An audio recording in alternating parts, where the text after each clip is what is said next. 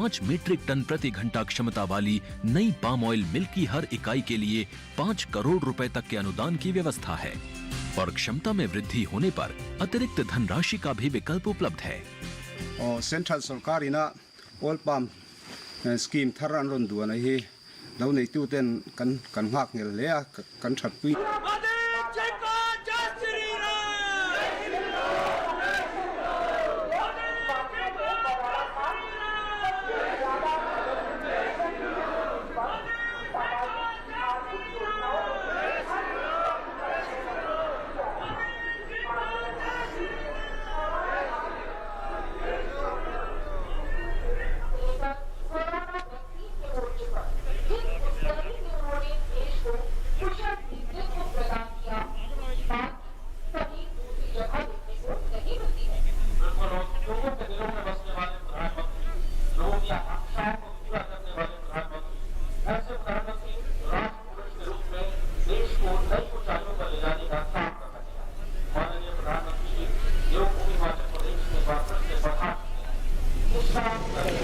तो इस वक्त प्रधानमंत्री मोदी शिमला में पहुंच चुके हैं और लोगों के द्वारा उनका स्वागत वहां पर किया जा रहा है। पुष्प वर्षा कर उनका स्वागत किया जा रहा है। काफ़ी महत्वपूर्ण दिन है आज का, न सिर्फ हिमाचल प्रदेश के लिहाज से बल्कि पूरे देश के लिहाज से, क्योंकि केंद्र सरकार के 8 साल पूरे होने के उपलक्ष्य में प्रधानमंत्री यहाँ पर हिमाचल प्रदेश की राजधानी शिमला में गरीब कल्याण सम्मेलन को संबोधित करेंगे और यहाँ पर शिमला में भी काफ़ी संख्या में यहाँ पर लोग मौजूद हैं और साथ ही साथ देश के तमाम हिस्सों में जो लाभार्थी हैं वो प्रधानमंत्री के संबोधन का इंतज़ार कर रहे हैं। अनुज यादव हमारे साथ जुड़े हुए हैं। अनुज, प्रधानमंत्री पहुँच चुके हैं वहाँ पर? देखिए, बिल्कुल निश्चित तौर पर प्रधानमंत्री नरेंद्र मोदी, जिसका यहाँ के लोग काफी इंतजार कर रहे थे, प्रधानमंत्री नरेंद्र मोदी ने अपने रोड शो की शुरुआत रेलवे बोर्ड बिल्डिंग से की है। अगर हम कहें तो विधानसभा की तरफ से जो रास्ता माल रोड की तरफ जाता है और आर्मी ट्रेनिंग कैंप होते हुए सीटीओ बिल्डिंग, जो ऐतिहासिक बिल्डिंग है, पुरानी अंग्रेजों के समय की बिल्डिंग है, वहां से निकलते हुए, क्योंकि यहाँ पर आपने देखा होगा साइड में जो आप तस्वीरें देख रहे हैं, यहाँ के स्थानीय लोगों के साथ साथ पर्यटक भी हैं और मुझे लगता है आज पर्यटकों के लिए एक बहुत बड़ा तोहफा रहा कि आज प्रधानमंत्री नरेंद्र मोदी को अपनी आंखों से देख पा रहे हैं कि इससे पहले जो देश के अलग अलग इलाकों से जो पर्यटक आए हुए हैं वो टीवी के माध्यम से देखते थे, लेकिन आज उनको सीधा उनके एक तरह से कहें तो दर्शन करने का उनको अवसर प्राप्त हो रहा है। और ये हमने देखा था कल से ही, जब यहाँ पर तैयारियां चल रही थी तो टूरिस्ट लोग पूछते थे कौन आ रहे हैं, कि प्रधानमंत्री आ रहे हैं, कब आ रहे हैं, तो उनका कहना था कि अच्छा क्या हम लोग जा सकते हैं। तो निश्चित तौर पर लोगों को काफी इस बात का इंतजार था कि इस ऐतिहासिक जगह पर रिज के अंदर आज जो यहाँ पर आपको इतनी संख्या में जो यहाँ लोग दिखाई दे रहे हैं शिमला और शिमला के आसपास के हिमाचल के, ये वो रिज मैदान है जो अमूमन इस तरीके से पर्यटक और आज इस मैदान के यहाँ स्थानीय लोग नरेंद्र मोदी जब यहाँ पर संबोधन देंगे तो निश्चित तौर पर की योजना पूरे देश आने वाले सभी जो योजनाओं को चलाना है उसका सीधा संवाद आज लाभार्थियों के साथ प्रधानमंत्री नरेंद्र मोदी करेंगे। पिछले 8 सालों के अंदर क्या बदलाव आया, क्या उनके जीवन में आर्थिक तरक्की हुई, ये सब वो ऐसे बातें हैं जो सीधे लाभार्थियों से आज प्रधानमंत्री पूछेंगे। और ये शिमला के अंदर जो रिज मैदान से ये कल्याण सम्मेलन का आयोजन हो रहा है, इसको देश के अलग अलग इलाकों से, राज्यों से, जिला मुख्यालयों से लोग इसको देखेंगे और ना सिर्फ देखेंगे बल्कि कई इलाकों से जो लाभार्थी हैं वो सीधे प्रधानमंत्री के साथ वो संवाद भी करेंगे। तो निश्चित तौर पर ये एक भव्य आयोजन है और भव्य आयोजन का मकसद ही गरीबों का कल्याण करना है। गरीबों के लिए किस तरह की जो योजनाएं थी, 16 करीब केंद्र सरकार की योजनाएं हैं और अलग अलग राज्य सरकार की योजनाएं हैं। इन राज्य सरकार की और केंद्र सरकार की योजनाओं ने किस तरीके से लोगों की तकदीर और तस्वीर को बदलने का काम किया है, ये निश्चित तौर पर उसका आज एक आकलन करने का दिन है, क्योंकि प्रधानमंत्री नरेंद्र मोदी को प्रधानमंत्री बने हुए 8 वर्ष हो चुके हैं और और मोदी सरकार, केंद्र सरकार के 8 वर्ष हो चुके हैं। आज से करीब 8 साल पहले 2000 की अगर हम बात करें तो प्रधानमंत्री नरेंद्र मोदी ने शपथ लेते हुए सबसे पहले इस बात को कहा कि उनकी सरकार उनके लिए, शोषितों के लिए, पिछड़ों के लिए समर्पित करेगी और उनकी योजनाओं के माध्यम से, केंद्र सरकार की योजनाओं के माध्यम से ये बात झलकती है कि गरीबों के कल्याण के लिए किस तरीके से काम किया गया। जो आप देख रहे हैं इसको SBI चौक के नाम से है, आर्मी ट्रेनिंग भी है और बिल्कुल में यहाँ पर लोग अभिवादन अब प्रधानमंत्री क्या कर रहे हैं और लोगों को एक प्रधानमंत्री को देखने का भी। बिल्कुल अनुज, हम दर्शकों को लगातार ये दिखा रहे हैं कि किस तरह से वहाँ पर प्रधानमंत्री के ये आप सीधे दृश्य इस वक्त देख रहे हैं।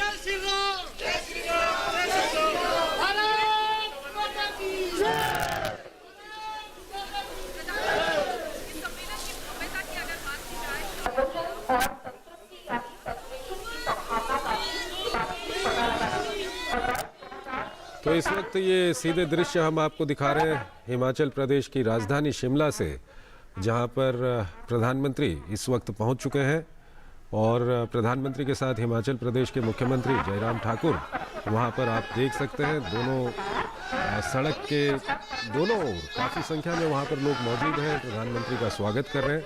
प्रधानमंत्री भी हाथ हिलाकर उनका अभिवादन स्वीकार कर रहे हैं और इसके बाद प्रधानमंत्री रिज मैदान में पहुंचेंगे, जहां पर काफ़ी संख्या में लोग प्रधानमंत्री का इंतज़ार कर रहे हैं। वहां पर गरीब कल्याण सम्मेलन को प्रधानमंत्री संबोधित करेंगे और आपको बता दें कि ये सम्मेलन न सिर्फ हिमाचल प्रदेश के लिहाज से बल्कि पूरे देश के लिहाज से काफ़ी महत्वपूर्ण है। केंद्र सरकार के 8 साल पूरे होने के उपलक्ष्य में ये सम्मेलन आयोजित किया गया है। ये दृश्य हम आपको दिखा रहे हैं, पूरा खचाखच भरा हुआ है हिमाचल प्रदेश का ये रिज मैदान शिमला का और यहाँ पर लोग इंतज़ार कर रहे हैं प्रधानमंत्री का।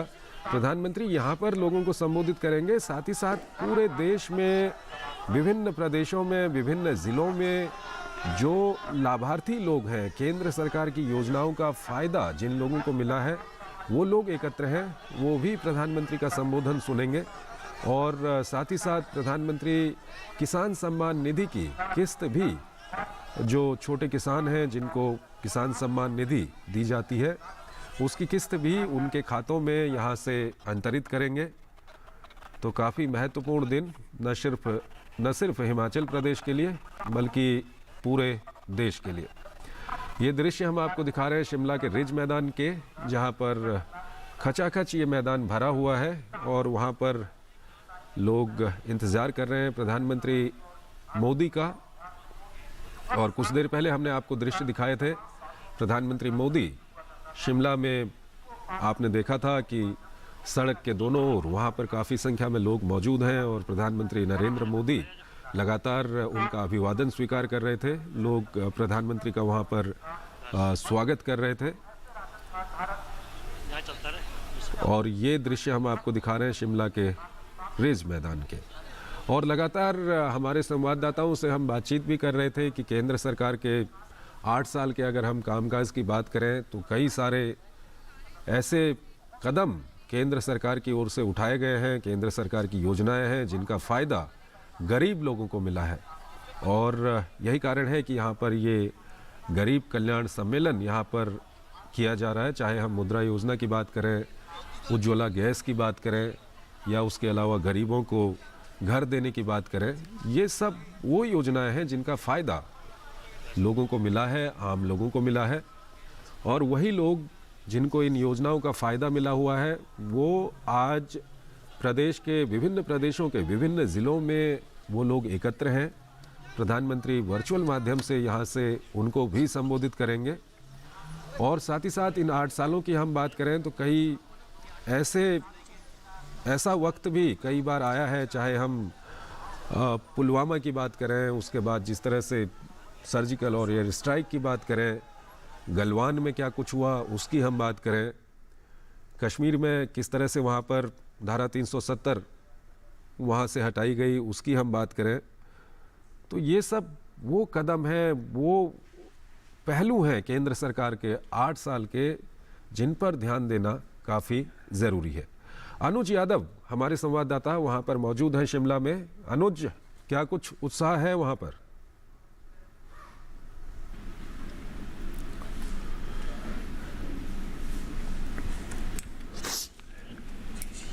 और अनुज से हम बात करेंगे। इस वक्त विशाल बैरिस्टो हमारे साथ जुड़ चुके हैं। विशाल, क्या कुछ देख रहे हैं आप वहाँ पर, किस तरह का नज़ारा है प्रधानमंत्री की यात्रा को लेकर के? देखिए चंद्रशेखर, यहाँ बहुत उत्साह का माहौल है और जैसे कि आपने बताया दर्शकों को कि रिज का मैदान पूरा खचाखच भरा हुआ है और स्पेस क्रंच का यहाँ पर प्रॉब्लम है। इस वजह से सड़क के एक तरफ यहाँ पर लोग खड़े होकर उन्होंने फूलों की बारिश की और स्पेस क्रंच होने के बावजूद लोगों का उत्साह को देखते हुए सरकार ने ये इंतजाम किए कि प्रधानमंत्री का वो स्वागत कर सके। और प्रधानमंत्री के स्वागत में जो सड़क का रास्ता था रिज मैदान तक, वो फूलों की बारिश हुई वहां पर। और अब वहां पर सड़कों पर गुलाब की पत्तियां, पंखुड़ियां माफ कीजिए, वो बिखरी हुई दिखाई देती हैं। तो वो बहुत खुश है अपने नेता के आगमन पर और उन्हें बड़ा गौरव महसूस हो रहा है, क्योंकि मोदी सरकार ने 8 साल पूरे तो किए, लेकिन शिमला की धरती को उन्होंने चुना कि वो शिमला में आकर भारत के जनता से मुखातिब हों। और जैसे कि आप दर्शकों को बता रहे थे कि वो यहाँ पर गरीब कल्याण सम्मेलन का आयोजन किया गया है, यहाँ पर 11वीं किस्त भी रिलीज करेंगे किसानों के लिए। लेकिन एक इंपॉर्टेंट बात मैं और बताना चाहूंगा कि आज ही प्रधानमंत्री यहीं से जो देश के मुख्यमंत्री हैं तमाम उनसे वर्चुअली भी कनेक्ट करेंगे। तो एक तरह से संदेश जाएगा कि पिछले 8 सालों का रिपोर्ट कार्ड प्रधानमंत्री नरेंद्र मोदी पेश करने जा रहे हैं और वो इसके साथ साथ लोगों से भी जानेंगे कि मैंने ये काम करके दिखाया, आप तक कितना लाभ पहुंचा, आप अपने एक्सपीरियंसेस बताएं। और जो मुख्यमंत्री जयराम ठाकुर ने एक्सक्लूसिव बातचीत में कल हमें बताया, आधे घंटे का एक इंटरेक्शन होगा, वो चाहे वो यहाँ पर जो मौजूद है बेनिफिशरीज उनके साथ हो, उसके साथ ही वर्चुअली जो बेनिफिशरीज कनेक्टेड है उनके साथ आधे घंटे का वो स्लॉट रखा गया है। तो उसमें एक डिटेल बातचीत होगी, अलग अलग योजनाओं के 16 केंद्र सरकार की योजनाएं हैं, जो उनके बेनिफिशरीज हैं, जो लाभार्थी, उनके साथ सीधा संवाद करेंगे प्रधानमंत्री। और इसके साथ ही देश के तमाम मुख्यमंत्रियों के साथ भी वो कनेक्ट होंगे वर्चुअली। आप अपनी स्क्रीन पर देख सकते हैं किस तरह का उत्साह था। प्रधानमंत्री ने अपनी गाड़ी छोड़ी और पैदल चल पड़े और लोगों का उत्साह देखते ही बनता है। हाथ हिला हिला कर प्रधानमंत्री लोगों का अभिवादन स्वीकार कर रहे हैं और बहुत उत्साह का माहौल है, गर्मजोशी का माहौल है। यहाँ पर पर्यटक हैं, स्थानीय लोग हैं।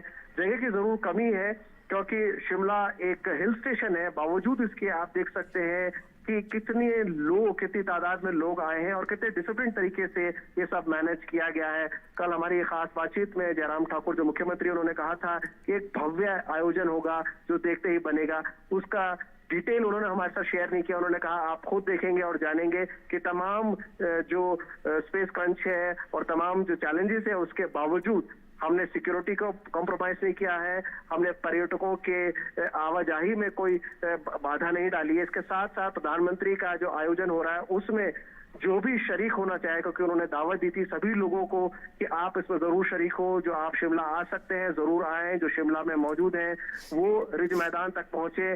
जहां कहीं भी आप प्रधानमंत्री से मिलना चाहें, उनको देखना चाहें, आप जरूर उनके इस्तकबाल के लिए वहां मौजूद हो। और साथ ही जो लोग नहीं पहुंच पा रहे वो वर्चुअली कनेक्टेड रहे। तो ये एक ऐतिहासिक दिन है, न सिर्फ शिमला के लिए बल्कि पूरे देश के लिए। और एक मैसेज गया कि 8 साल के जो सरकार रही है मोदी सरकार की, उसमें किस तरह से बदलाव आए, किस तरह से भारत आगे बढ़ा। आप बात कर रहे थे भारतीय संस्कृति की, योग की, खेलों की, तो प्रधानमंत्री का हमेशा से जोर रहा है कि हमारा जो आम जन है उसको तो सहायता मिले ही, साथ ही जो हमारा यंग पॉपुलेशन है वो किस तरह से अपने आप को फिट रखने के भी पूरी तरह से मुस्तैद रहे। और इसलिए सॉफ्ट डिप्लोमेसी के जरिए आज पूरी दुनिया में योग फैल गया है। 21 जून को हम अंतर्राष्ट्रीय योग दिवस मनाते हैं। और न सिर्फ भारत में बल्कि अलग अलग जो डिफरेंट कॉन्टिनेंट्स हैं, 5 डिफरेंट कॉन्टिनेंट्स, वहां पर भी योग दिवस मनाया जाता है। और ये एक भारत की सॉफ्ट डिप्लोमेसी की जीत है। हमारी संस्कृति हमारी पहचान है, और हमारी पहचान, हमारा धर्म, हमारी संस्कृति, हमारी योग पद्धति जो हमारे आम जीवन का हिस्सा है। बहुत सी लाइफस्टाइल डिजीजेस हैं जैसे कि blood pressure, thyroid, hypertension, diabetes, इन सब का इलाज है योग। अगर देश की आत्मनिर्भरता की बात की जाए तो बीते 8 वर्षों में जिस तरह से हिंदुस्तान ने आत्मनिर्भरता के शिखर को छूने का काम किया है, वो साफ तौर से इस बात को रेखांकित करता है कि प्रधानमंत्री श्री नरेंद्र मोदी जी की जो दूरदृष्टि है वो साफ तौर से भारत को उस ओर ले जा रही है जहां पे भारत आज विश्व गुरु बनने की ओर सीधे तौर पे अग्रसर नजर आ रहा है। हम सबके बेसब्री से जिस पल का इंतजार है, बस अब कुछ ही पलों में वो क्षण आने वाला है जब हम सब यहाँ पे खुद माननीय श्री नरेंद्र मोदी जी प्रधानमंत्री को यहाँ पर अपने बीच पाएंगे। और वो क्षण बहुत जल्दी हम सबके बीच आने वाला है। वो हलचल हम सबको साफ नजर आ रही है। आप सबका जो उत्साह है, आप सबके जो बातें हैं, आप सबके ऊर्जा के जो संकेत हैं, वो साफ तौर से इस पूरे आभा मंडल में नजर आ रहे हैं। बीते अगर समय की बात की जाए तो प्रधानमंत्री जी की मौजूदगी, और अब मंच पे देख सकते हैं केंद्रीय सूचना एवं प्रसारण, युवा एवं खेल मामलों के मंत्री श्री अनुराग सिंह ठाकुर जी भी पधार चुके हैं। ऊर्जावान नेता, ऐसे व्यक्ति जो हिमाचल की जमीन से जुड़े हुए व्यक्ति हैं और आज देश को अपनी सेवाएं देते नजर आ रहे हैं। निश्चित तौर से उनका नेतृत्व भी अपने आप में न सिर्फ एक आम हिमाचल वासी के माथे को गर्व से भर देता है, बल्कि हर एक देशवासी के लिए भी एक गौरव का क्षण है, क्योंकि जिस तरह से ऊर्जावान नेतृत्व के माध्यम से वो अपने मंत्रालयों का संचालन कर रहे हैं, देश को एक नई दिशा दिखाते नजर आ रहे हैं। हम उम्मीद करते हैं बहुत जल्द ही प्रधानमंत्री श्री नरेंद्र मोदी जी भी हमारे बीच यहाँ पे मंच पे मौजूद होंगे और वो क्षण हमारे पास बस आने ही वाला है। और हम उम्मीद करते हैं कि आज हम उनके मुखारबिंद से तमाम ऐसी बातों का जिक्र सुनेंगे कि बीते 8 वर्षों में कैसे एक नए भारत का निर्माण हुआ है, कैसे एक नए भारत की आधारशिला रखी गई है, और अब एक नए भारत यहाँ से कैसे आगे बढ़ता नजर आएगा। क्योंकि सबका साथ, सबका विकास, सबका विश्वास और सबके प्रयास का जो मूल मंत्र है वो कैसे जमीन पे पूरा हुआ है, इसकी बानगी हिमाचल प्रदेश के कोने कोने में नजर आती है। और आज जिस प्रकार से उत्साहित तमाम आप लोग यहाँ नजर आ रहे हैं, ये इस बात की बानगी है कि सरकार की जो तमाम योजनाएं हैं, केंद्र सरकार की जो तमाम योजनाएं हैं, राज्य सरकार की जो तमाम योजनाएं हैं, आप लोगों तक पहुंची हैं, उसका लाभ आप तक पहुंच रहा है। और शायद उसी वजह से सरकार और समाज का जो एक जुड़ा हुआ आपसी संबंध है वो साफ तौर पे नजर आता दिखाई पड़ रहा है। और हम सबके इंतजार की घड़ियां खत्म होने की ओर हैं और हम उम्मीद कर रहे हैं आपसे कुछ ही क्षणों में प्रधानमंत्री माननीय नरेंद्र मोदी जी हम सबके बीच मौजूद होंगे। और हम जिस बात का जिक्र लगातार कर रहे थे, तमाम केंद्रीय योजनाओं की अगर बात की जाए तो लगभग 16 ऐसी केंद्रीय योजनाओं से जुड़े हुए तमाम जो लाभार्थी हैं उनसे प्रधानमंत्री श्री नरेंद्र मोदी जी अब से कुछ देर बाद यहाँ के इस कार्यक्रम से, इस मंच से संवाद भी स्थापित करेंगे। प्रधानमंत्री श्री नरेंद्र मोदी जी का हमेशा से इस बात का कहीं ना कहीं संकल्प रहता है कि जनता के साथ, आम लोगों के साथ में जुड़ाव रहे, सीधा संवाद स्थापित करें और जो बातें आम लोगों के, आम जन के मन से निकल के आती हैं उनको योजनाओं के रूप में साकार रूप दें, उसको आकार दें। और शायद यही वजह है कि आज दिल्ली से निकलने वाली योजना बहुत व्यवहारिक तरीके से ज़मीन पर उतरती नजर आती है। न सिर्फ वक्त से पहले तमाम योजनाएं अपना लक्ष्य हासिल कर रही हैं, बल्कि आम भारतवासी के जिंदगी में एक बड़ा बदलाव लेकर आ रही हैं। और इस बदलाव के वाहक के तौर पर हम सबके लोकप्रिय यशस्वी प्रधानमंत्री माननीय श्री नरेंद्र मोदी जी हम सबके बीच पहुंच चुके हैं और हम उम्मीद कर रहे हैं अब से कुछ क्षणों में वो हमारे बीच पहुंचेंगे। और ये एक मौका होगा हमारे अपने इस देश के हर एक भारतवासी के लिए गौरवान्वित होने का, क्योंकि ऐसे व्यक्ति को अपने प्रधानमंत्री के रूप में पाकर हर भारतवासी खुद को गौरवान्वित महसूस करता है। और ये ऊर्जा आप सबके इस प्रकार के गर्माहट भरे संकेतों में साफ तौर से नजर आ रही है। और जिस तरह से आप मोदी मोदी जी का नारा लगा रहे हैं, उनकी स्वीकार्यता न सिर्फ हिमाचल, न सिर्फ देश, बल्कि भारतीय भौगोलिक सीमाओं के आगे जाती नजर आती है। और प्रधानमंत्री जी की एक विश्व नेता के तौर पर, वैश्विक नेता के तौर पर जो एक स्वीकार्यता है, आज वो दुनिया मानती है।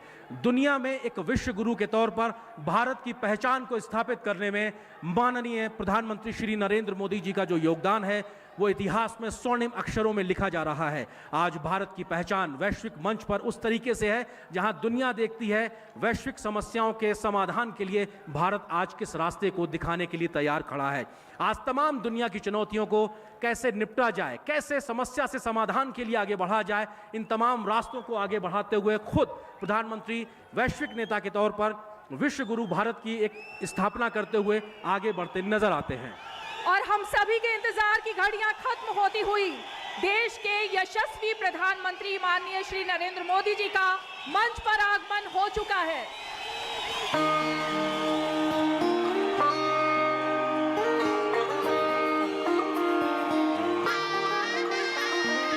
जन जन ने निर्णय लेकर भारत की सूरत बदली है। कदम कदम पे जनता मोदी जी के साथ चली है। 8 साल में हमने संभव को संभव कर डाला है। गगन के सूरज का देखो पश्चिम में भी उजाला है। रात गई अब दिन आएगा भी तो ये बस भोर है। ये भारत का नया दौर है, ये भारत का नया दौर है, ये भारत का नया दौर है, ये भारत का नया दौर है, भारत का नया दौर है, ये भारत का नया दौर है, ये भारत का नया। माननीय प्रधानमंत्री जी, हम सब आपका मंच पर स्वागत करते हैं। मंच पर मौजूद हिमाचल प्रदेश के राज्यपाल श्री राजेंद्र विश्वनाथ अर्लेकर जी, हिमाचल प्रदेश के मुख्यमंत्री श्री जयराम ठाकुर जी, केंद्रीय सूचना एवं प्रसारण और खेल एवं युवा मामलों के मंत्री श्री अनुराग सिंह ठाकुर जी, हिमाचल प्रदेश सरकार के शहरी विकास मंत्री श्री सुरेश भारद्वाज और शिमला से लोकसभा के सांसद एवं प्रदेश बीजेपी अध्यक्ष श्री सुरेश कुमार कश्यप जी का भी हम स्वागत करते हैं। आप सभी की गरिमामयी उपस्थिति इस कार्यक्रम की शोभा बढ़ा रही है। माननीय प्रधानमंत्री जी, आपका देवभूमि हिमाचल प्रदेश से बहुत लंबा नाता रहा है और माननीय आपकी आज की ये यात्रा इस जुड़ाव को और ज्यादा मजबूत कर रही है। कार्यक्रम की शुरुआत में सबसे पहले हम आमंत्रित करना चाहेंगे हिमाचल प्रदेश के आदरणीय मुख्यमंत्री श्री जयराम ठाकुर जी को कि वो आएं और दुनिया के सबसे लोकप्रिय नेता, देश के यशस्वी प्रधानमंत्री जी का स्वागत करें। और हिमाचल की पहचान के तहत यहाँ पे स्वागत होता हुआ अतिथि देवो भव की परंपरा को आगे बढ़ाते हुए माननीय प्रधानमंत्री जी का हिमाचल की पहचान, यहाँ की शॉल और टोपी से स्वागत किया जा रहा है।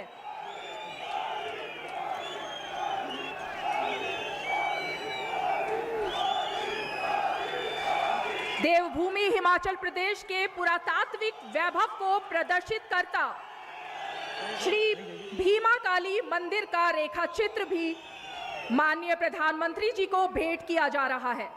आप सभी को ये जानकर हार्दिक प्रसन्नता होगी कि ये रेखा चित्र शिमला स्थित कॉलेज ऑफ फाइन आर्ट्स के बच्चों द्वारा बनाया गया है।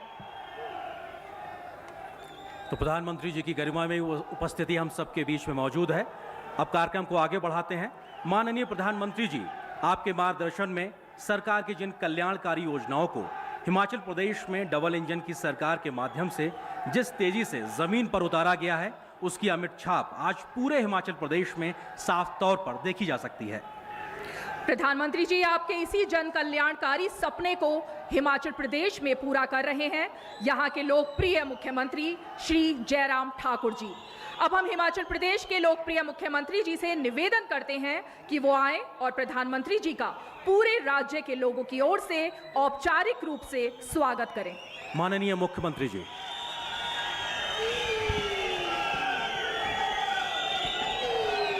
भारत माता की भारत माता की, भारत माता की।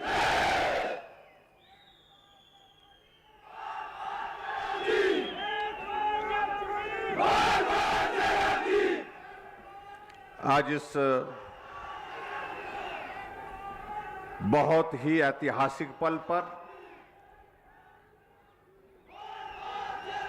गरीब कल्याण सम्मेलन के इस कार्यक्रम में देवभूमि हिमाचल प्रदेश के शिमला के इस ऐतिहासिक रिज के मैदान में हम सबको अपना आशीर्वाद देने के लिए पहुंचे हमारे देश के यशस्वी प्रधानमंत्री और हम सबके प्रेरणा स्रोत आदरणीय श्री नरेंद्र भाई मोदी जी, हिमाचल प्रदेश के माननीय राज्यपाल महोदय श्री राजेंद्र विश्वनाथ अर्लेकर जी, केंद्रीय युवा सेवाएं एवं खेल तथा सूचना एवं प्रसारण मंत्री आदरणीय श्री अनुराग ठाकुर जी, वर्चुअल माध्यम से हमारे साथ जुड़े सभी प्रदेशों के माननीय मुख्यमंत्रीगण, मंत्रीगण, सांसदगण, शिमला के हमारे लोकप्रिय विधायक और शहरी विकास मंत्री आदरणीय श्री सुरेश भारद्वाज जी, शिमला के लोकप्रिय सांसद और भारतीय जनता पार्टी के हमारे हिमाचल प्रदेश के सम्माननीय अध्यक्ष आदरणीय श्री सुरेश कश्यप जी, यहां उपस्थित सभी भाइयों बहनों और पत्रकार मित्रों, मैं आज के इस ऐतिहासिक कार्यक्रम में आदरणीय नरेंद्र भाई मोदी जी का इस देवभूमि हिमाचल प्रदेश में हार्दिक अभिनंदन करता हूं, स्वागत करता हूं।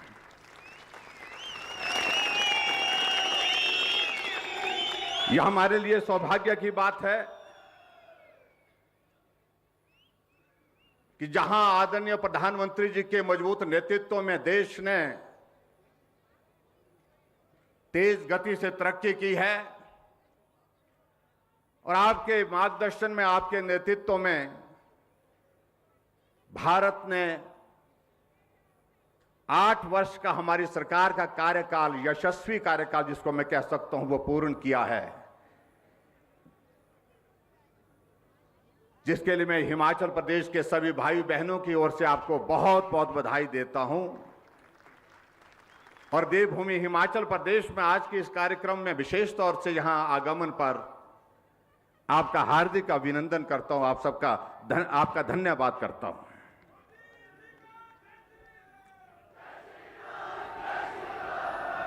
हिमाचल आपके दिल के बहुत करीब है और इस बात को हमने एक बार नहीं अनेक बार आपके आंखों में इसकी झलक देखी है। लेकिन मैं ये भी कहना चाहता हूं, जितना स्नेह आप हिमाचल के लोगों को करते हैं, हिमाचल के इस देवभूमि के लोगों के प्रति रखते हैं, हिमाचल देवभूमि के लोग भी आपको उसी स्नेह की तरह, स्नेह के साथ जो है आपको याद करते हैं, सदैव जो है आपके साथ चट्टान की तरह खड़े हैं।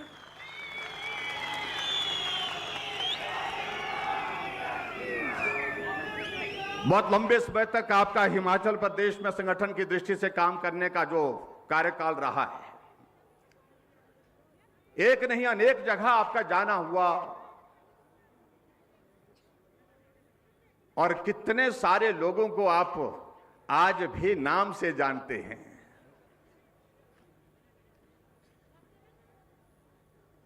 सुरेश भारद्वाज जी कह रहे थे माननीय प्रधानमंत्री जी से, जाखू का जिक्र कर रहे थे कि चलो आज जाखू भी जा आते हैं। आदरणीय प्रधानमंत्री जी ने कहा कि जाने का तो बहुत मन है, जहां आप बोलेंगे वहां जाने के लिए हम तैयार हैं। लेकिन इसी पल आपने एक बात और याद की कि क्या वो दीपक अभी भी पैदल जाता है?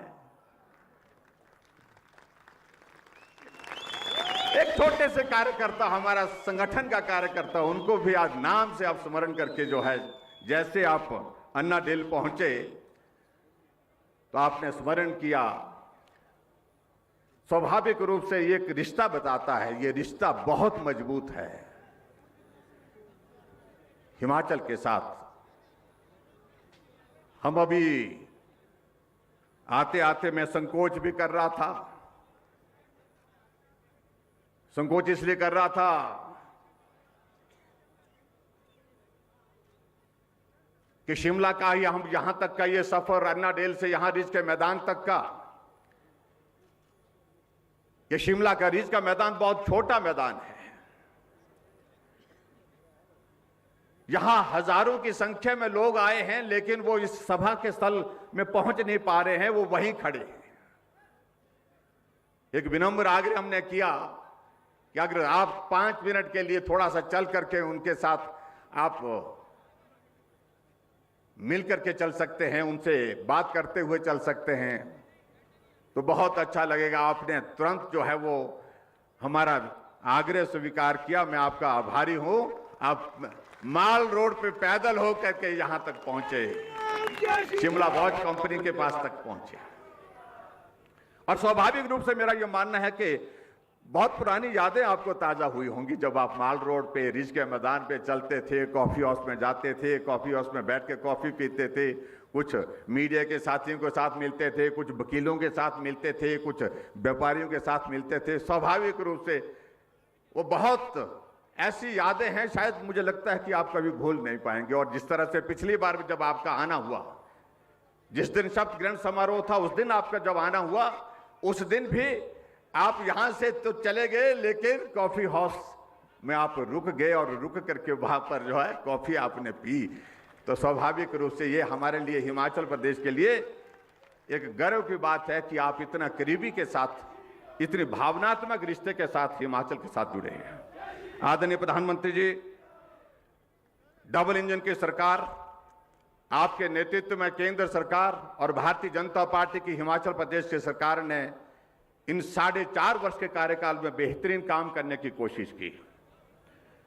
कोविड का बड़ा संकट था, लेकिन उस संकट के बावजूद भी जिस मजबूती के साथ आपने पूरे राष्ट्र का मार्गदर्शन किया, हौसला बढ़ाया, हिम्मत बढ़ाई, संकट बड़ा था लेकिन उसके बावजूद आपने कहा कि हिम्मत के साथ आगे बढ़िए, एक दिन आएगा ये संकट समाप्त होकर के रहेगा। और आज हम इस बात को कह सकते हैं कि आज वो कोविड का संकट से हम पार निकलते हुए भारत यशस्वी होकर के, भारत के अंदर नहीं, भारत के बाहर दुनिया के सभी देशों के लिए एक उदाहरण बना हुआ है। आपके आशीर्वाद से जहां हिमाचल प्रदेश को 10,000 करोड़ रुपए की केंद्र की योजनाएं स्वीकृत की, उसके लिए मैं आपका हृदय से आभारी हूं। विशेष राज्य का दर्जा, जिन योजनाओं में कहीं जगह हम 50% होते थे, 50% स्टेट, 50% केंद्र होता था, कहीं 60-40 था, लेकिन आप जब नेतृत्व करते हुए भारत के यशस्वी प्रधानमंत्री के उस दायित्व पर पहुंचे, आपने बदल करके इस सारी व्यवस्था को, हिमाचल प्रदेश को विशेष दर्जा दिया, विशेष राज्य का दर्जा दिया। और 90-10 के तहत आपने हिमाचल प्रदेश के लिए जो मदद की, उसके लिए हम आपके हृदय से आभारी हैं। विशेष पैकेज के तहत आपने हिमाचल प्रदेश को 4 बार 200 करोड़, 200 करोड़, 200 करोड़ और 800 करोड़ रुपए हिमाचल प्रदेश के लिए आपने विशेष सहायता जो दी है, उसके लिए मैं हिमाचल प्रदेश देवभूमि की जनता की ओर से आपका हृदय से आभार व्यक्त करता हूं। आपके आशीर्वाद से हमको एम्स मिला, आपके आशीर्वाद से हमको 3 मेडिकल कॉलेज मिले, चाहे वो चंबा की बात है, चाहे हमीरपुर की बात है, चाहे सिरमौर की बात है। स्वास्थ्य के क्षेत्र में हम आगे बढ़ने में हम उस पर सफल हो रहे हैं, उसके लिए भी मैं आपका हृदय से आपका आभार व्यक्त करता हूं। आपके यशस्वी नेतृत्व में रोहतांग टनल, अटल टनल रोहतांग, जिसका काम कछुआ की चाल से चला था, जैसे आपने प्रधानमंत्री का दायित्व संभाला, आपने उसको गति दी और उसका उद्घाटन करके आपने राष्ट्र को समर्पित किया, उसके लिए भी मैं आपका हृदय से आभार व्यक्त करता हूं। हिमाचल छोटा प्रदेश, लेकिन यहां पर प्राइवेट सेक्टर का इन्वेस्टमेंट हो, इस बात को लेकर के आपने हमारा मार्गदर्शन किया और आज मुझे इस बात को बताते हुए प्रसन्नता है कि हमने जो ग्लोबल इन्वेस्टर मीट धर्मशाला में की, जिसमें आपका मार्गदर्शन मिला, आपका स्नेह मिला, आपका आशीर्वाद मिला, और उसमें आगे बढ़ करके हम लगभग 50,000 करोड़ रुपए के जो ग्राउंड ब्रेकिंग के साथ जो है हिमाचल प्रदेश में प्राइवेट सेक्टर का इन्वेस्टमेंट लेने में हम सफल हुए, उसके लिए भी मैं आपका हृदय से आभार व्यक्त करता हूं। आप 4 साल के कार्यकाल पूरा होने पर मंडी आए।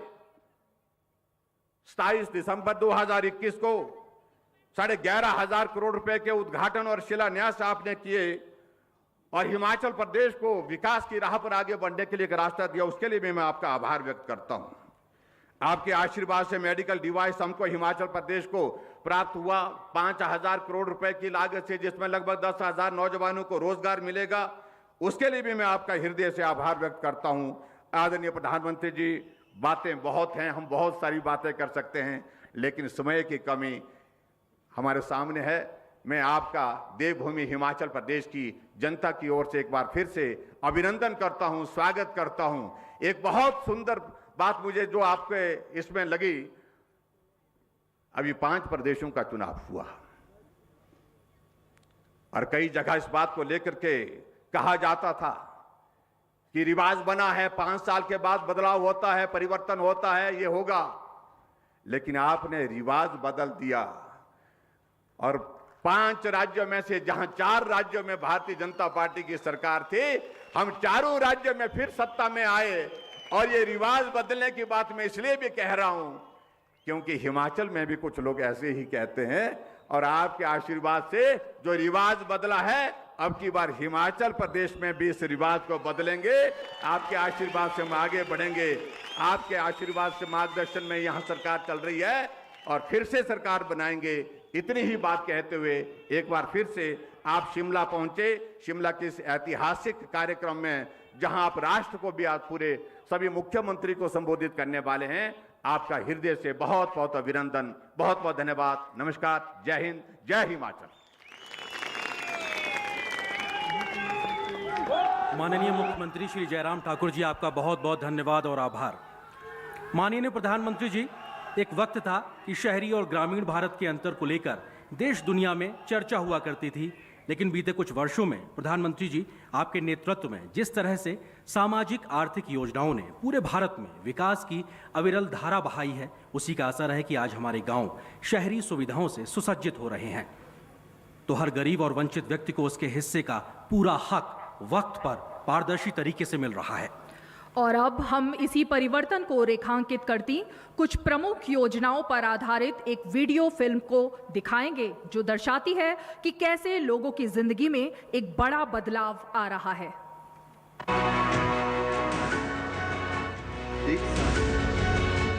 एक समय था जब छत की कमी से जूझते परिवार धूप बारिश सहन करने के लिए मजबूर थे। पानी के लिए महिलाओं का संघर्ष और लंबी कतारें किसी से छिपी नहीं थी। साल 2014 मैं पहली बार केंद्रीय सत्ता की कमान संभाली नरेंद्र दामोदर दास मोदी ने देश में शुरू हुआ नए अवसर, नए इंफ्रा का नया दौर। हम तोड़ रहे हैं जंजीरें, हम बदल रहे हैं तस्वीरें। छत का सपना संजोए लोगों को मिले प्रधानमंत्री आवास योजना के मकान और मिला गरिमापूर्ण जीवन जीने का अवसर। पहले हम कच्चे मकान में रहते थे, नलिये वाले में, और पानी बहुत टपकता था और मकान भी नहीं था, और अब हमको प्रधानमंत्री आवास योजना मकान मिला। बदलाव का दौर उन गांवों तक भी पहुंचा जो आजादी के बाद 70 साल तक भी अंधेरे में डूबे थे। ऐसे ही 18,000 गांवों की दशा बदली और गांव रोशन हो उठे। वंचितों, शोषितों के सामाजिक आर्थिक स्थिति को बदलने में उज्ज्वला योजना ने भी अहम भूमिका निभाई और निशुल्क गैस कनेक्शनों ने करोड़ों महिलाओं और परिवारों की जिंदगी बदल दी। सामाजिक स्थिति में एक बड़ा बदलाव लेकर स्वच्छ भारत भी आया। प्रधानमंत्री मोदी के संकल्प को जनता का साथ मिला और देश 100% ODF बना। पहले आगे से शौचालय नहीं था, तब बेटी पुतो बाहर जाते। आप है कि शौचालय बन गया है तो अपना बेटी पुतो बाहर नहीं जाता है। साल 2020 जब देश के सामने कोविड-19 महामारी की चुनौती आई, तब सरकार मददगार बन सामने आई। राशन की चिंता में परेशान लोगों को राहत दी और शुरू हुई प्रधानमंत्री गरीब कल्याण अन्न योजना।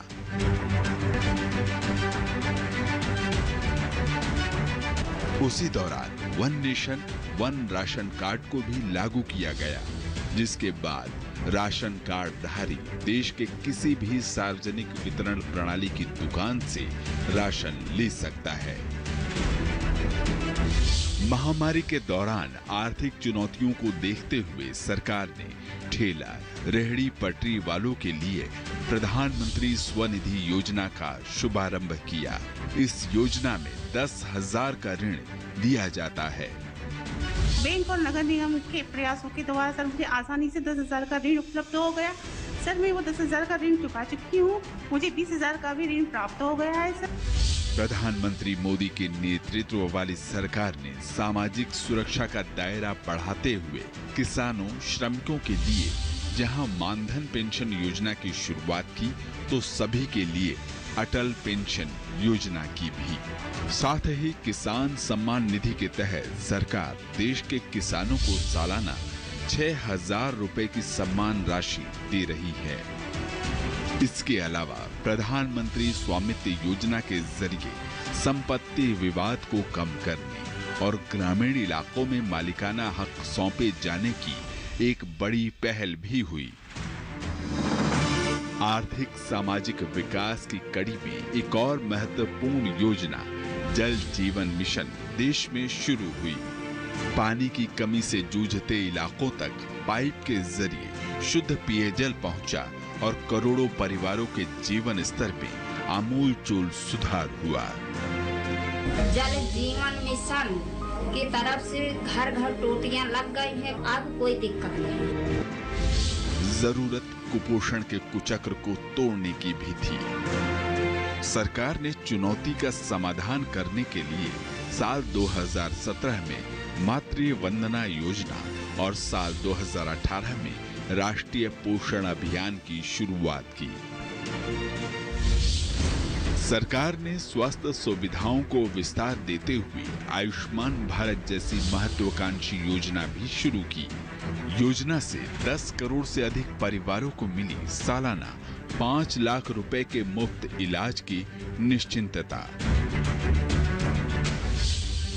अब एक और जहां गरीबों का इलाज आसानी से हो पा रहा है, वहीं जन औषधि केंद्रों ने मरीजों तक सस्ती दवाएं पहुंचाने में बड़ी भूमिका निभाई है। मेरी दवाइयाँ जो है 5,000 की आती थी और अब मेरी दवाएं 1,500 की आती हैं। मोदी जी, मैंने ईश्वर को तो नहीं देखा, लेकिन मैंने आपको ईश्वर के रूप में देखा है। आपको बहुत बहुत धन्यवाद। रोजगार और उद्यम को बढ़ावा देने के लिए चलाई जा रही मुद्रा योजना ने देश में 35 करोड़ लोगों के सपनों को उड़ान दी है। बीते 8 साल में प्रधानमंत्री मोदी की सरकार के प्रयासों का ही नतीजा है कि अब गरीब, किसान, मजदूर, दलित, पिछड़ा और शोषित वर्ग को सम्मान और स्वाभिमान मिला है। करोड़ों लोगों को 4 लाख रुपया तक के दुर्घटना और जीवन बीमा की सुविधा मिली। करोड़ों भारतीयों को 60 वर्ष की आयु के बाद एक निश्चित पेंशन की व्यवस्था मिली। अपना पक्का घर, टॉयलेट, गैस कनेक्शन, बिजली कनेक्शन, पानी का कनेक्शन, बैंक में खाता, ऐसी सुविधाओं के लिए तो गरीब सरकारी दफ्तरों के चक्कर काट काट करके उनकी जिंदगी पूरी हो जाती, वो हार जाते थे। हमारी सरकार ने इन सारी परिस्थितियों को बदला। मेरा सपना है सैचुरेशन, 100% लक्ष्य को तरफ हमें आगे बढ़े। मोदी सरकार ने कल्याणकारी योजनाओं की दिशा में कई मंजिलें तय की हैं, लेकिन लक्ष्य 100% का है।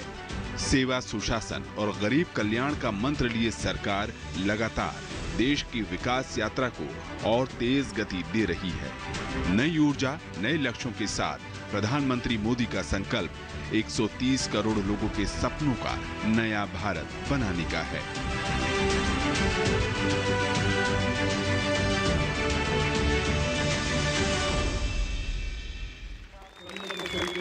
8 साल सुशासन, गरीब कल्याण के और प्रधानमंत्री श्री नरेंद्र मोदी लगातार बीते 8 वर्षों से देश की सेवा में तल्लीन है। एक नए भारत का निर्माण हो रहा है, हम सबके भारत संवर रहा है और इसके प्रेरणा हैं माननीय प्रधानमंत्री श्री नरेंद्र मोदी जी। माननीय प्रधानमंत्री जी, आज़ादी के दशकों बाद तक देश की योजनाओं को बनाने में आम लोगों की भागीदारी ना के बराबर होती थी, लेकिन प्रधानमंत्री जी, आपने जब से देश का नेतृत्व संभाला है उसके बाद से हमेशा आपका प्रयास रहा है कि लोगों से सीधा संवाद स्थापित करके और उनकी आकांक्षाओं के अनुरूप योजनाओं को आकार दिया जाए। सरकार और समाज का ये जुड़ाव एक नए परिवर्तन की इबारत लिख रहा है। इसी क्रम को आगे बढ़ाते हुए आज फिर से माननीय प्रधानमंत्री जी अब अनेकों सामाजिक आर्थिक योजनाओं के लाभार्थियों से सीधा संवाद स्थापित करेंगे। और इस क्रम को आगे बढ़ाते हुए हम सीधे रुक करते हैं और चलते हैं केंद्र शासित प्रदेश लद्दाख, जहां के लेह जिले से हमारे साथ जुड़ रहे हैं ताशी टुंडुप जी, जिनको प्रधानमंत्री आवास योजना, उज्ज्वला योजना, पीएम गरीब कल्याण योजना, एक राष्ट्र एक राशन कार्ड योजना, आयुष्मान भारत योजना एवं खाद्य सुरक्षा योजना का लाभ मिला है। माननीय प्रधानमंत्री जी अब ताशी टुंडुप जी से सीधा संवाद करेंगे। माननीय प्रधानमंत्री जी। ताशी टुंडुप जी, क्या आप प्रधानमंत्री जी को सुन पा रहे हैं? जी हाँ, नमस्ते सर। आप अपना अनुभव प्रधानमंत्री जी से साझा करें। नमस्ते जी। नमस्ते नरेंद्र मोदी साहब, नमस्ते। ताशी जी, कैसे हैं आप? मैं ठीक हूँ साहब, मेहरबानी साहब, आपका शुक्रिया। लद्दाख में मौसम कैसा है? अभी तकरीबन आज थोड़ा दुगला जैसा है सर, मौसम में वैसे तकरीबन ठीक है जी। अभी टूरिस्ट आना शुरू हुआ कि नहीं हुआ? बहुत से टूरिस्ट साहब, बहुत टूरिस्ट आ रहे हैं। जी जी। अच्छा ताशी जी, बताइए अपने विषय में और आपको भारत सरकार की किन योजनाओं का लाभ मिला? हमें बहुत मिला सर, आपके मेहरबानी से, आपके गवर्नमेंट की मेहरबानी से शुक्रिया अदा करता हूँ। हमको जल जीवन मिशन से हमको मिला है PMYG का स्कीम से हमको घर बनाने का मौका मिला। आपका बहुत बहुत शुक्रिया जी। पहले जिस मकान में रहते थे और अब खुद का मकान मिला है तो क्या फर्क महसूस कर रहे हैं? जी, पहले हमारे पास रूम होती थी लेकिन बहुत कच्चा रूम होती थी, तो उसमें हमको बैठने का बहुत सहूलियत ठीक से नहीं होता था, क्योंकि बर्फ के टाइम पर, बारिश के टाइम पर शौचालय भी सही नहीं होती थी, हमारे पास आंगन भी नहीं होती, तो बहुत तकलीफ होता था। अभी आपके मेहरबानी से हमें पैसा मिला, तो हमको स्कीम के हिसाब से हमको पैसा मिला, हमको अपना पक्का घर मिला, बहुत मिला, अच्छा मिला, शौचालय भी बनाया, अटैच बाथरूम मिला, आंगन मिला। बहुत मैं खुशी हूँ, बहुत अच्छे हूँ साहब। ताशी जी, आपने तो सेना में रह करके ये मातृभूमि की रक्षा के लिए अपनी जवानी खपा दी और आज भी आपके दिल में उतनी ही भक्ति, उतना ही प्यार बना पड़ा है और हम लोगों का कर्तव्य बनता है कि आप जैसे देश के होनहार नागरिकों के लिए जो भी कर सकते हैं करने का प्रयास करना चाहिए। ताशी जी, योजनाओं को प्राप्त करने में आपको कोई दिक्कतें आई? क्या सरलता से प्राप्त कर पाए आप? मेरे को कुछ दिक्कत नहीं आया जी। मेरे को जो आपका स्कीम का हमें पे ये पता चला कि आपका टीवी चैनल में पता चला, उसके बाद तुरंत मुझे आपका गवर्नमेंट डिपार्टमेंट जो म्युनिसिपल कम्युनिटी है उनका टीम आके हमारा मोहल्ले में आके हमें गाइडलाइन दिया कि ऐसे है, ऐसे मिलेंगे, ऐसे करेंगे, आपको कर सकता है। तो फिर हमने बोला, आपको उन लोगों ने ये बोला कि आपके पास ज़मीन है या कुछ है क्या? पैसा तो आपके पास नहीं होंगे वो नहीं बताएंगे, ज़मीन है, कागज़ है क्या? बोला। फिर उन्होंने हमको गवर्नमेंट में आके हमारे पास आया, ज़मीन देखा, नाप तोल किया, जो भी कर दिया। फिर उन्होंने बोला आप को जो मिल जाए, हम ये शुरुआत नहीं देंगे कि मिल सकता है कि आपको ऑफिस में आके आप में हम फॉर्म देंगे, सिलेक्शन हो गया तो ना सेलेक्ट हो तो आपको सेलेक्ट नहीं होंगे, होगा तो आपको पैसा मिल जाएंगे कहा था। ताशी जी, मैं आपका बहुत बहुत आभारी हूं जो भावना आपने व्यक्त की, और शुक्रिया सर। देशवासी दूर सुदूर लद्दाख से ताशी जी को सुन रहे हैं, और मैं आज हिमाचल में शिमला में आपसे बात कर रहा हूं, मेरे लिए बड़ी खुशी की बात है। Thank you sir. Tashi ji नमस्कार। बहुत बहुत धन्यवाद माननीय प्रधानमंत्री जी। और अब हम रुख करते हैं बिहार के बांका जिले का, जहां से हमारे साथ जुड़ रही हैं ललिता देवी जी।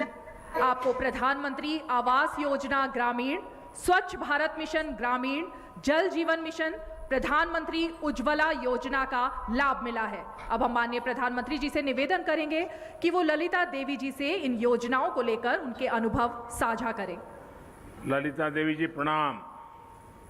प्रणाम सर। ललिता जी बताइए अपने विषय में। पतिना विजय दास, घर पसिया, पंचायत डुमरिया, प्रखंड बेलहर, जिला बांका। अच्छा ललिता जी, आपको सरकार की किन योजनाओं का लाभ मिला है?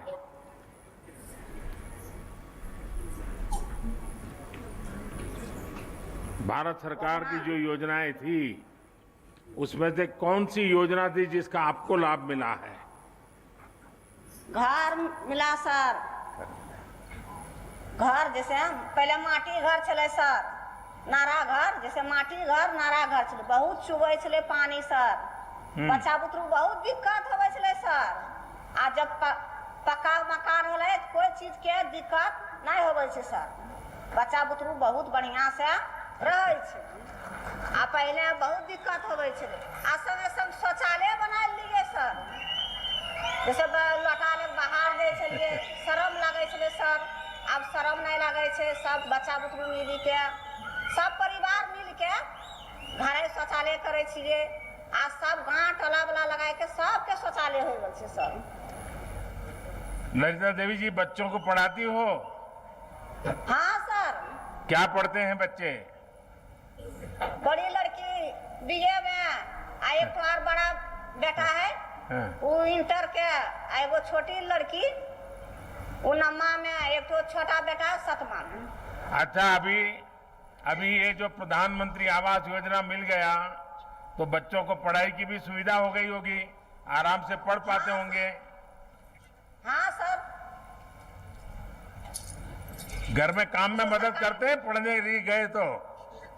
हाँ सर करते हैं। सरकारी, हाँ सरकारी स्कूल में पढ़ाई जाए छे सर, अखने बहुत बढ़िया लागे छे, सुविधा होवे छे। देखिए अब तो आपको घर मिल गया है तो अच्छे घर में बच्चों की शादी भी हो पाएगी। हाँ सर, गैस मिल गए, गैस चूल्हा मिल गए सर। पहले लकड़ी बैठा खाना बनावे छलिए तो धुइयां लागे छले आँखि में, आय अब बहुत बढ़िया सुविधा हो गए तो बच्चा बुतरू खाना उना जल्दी से बना के सरकारी हॉस्पिटल, सरकारी स्कूल भेज दे छे।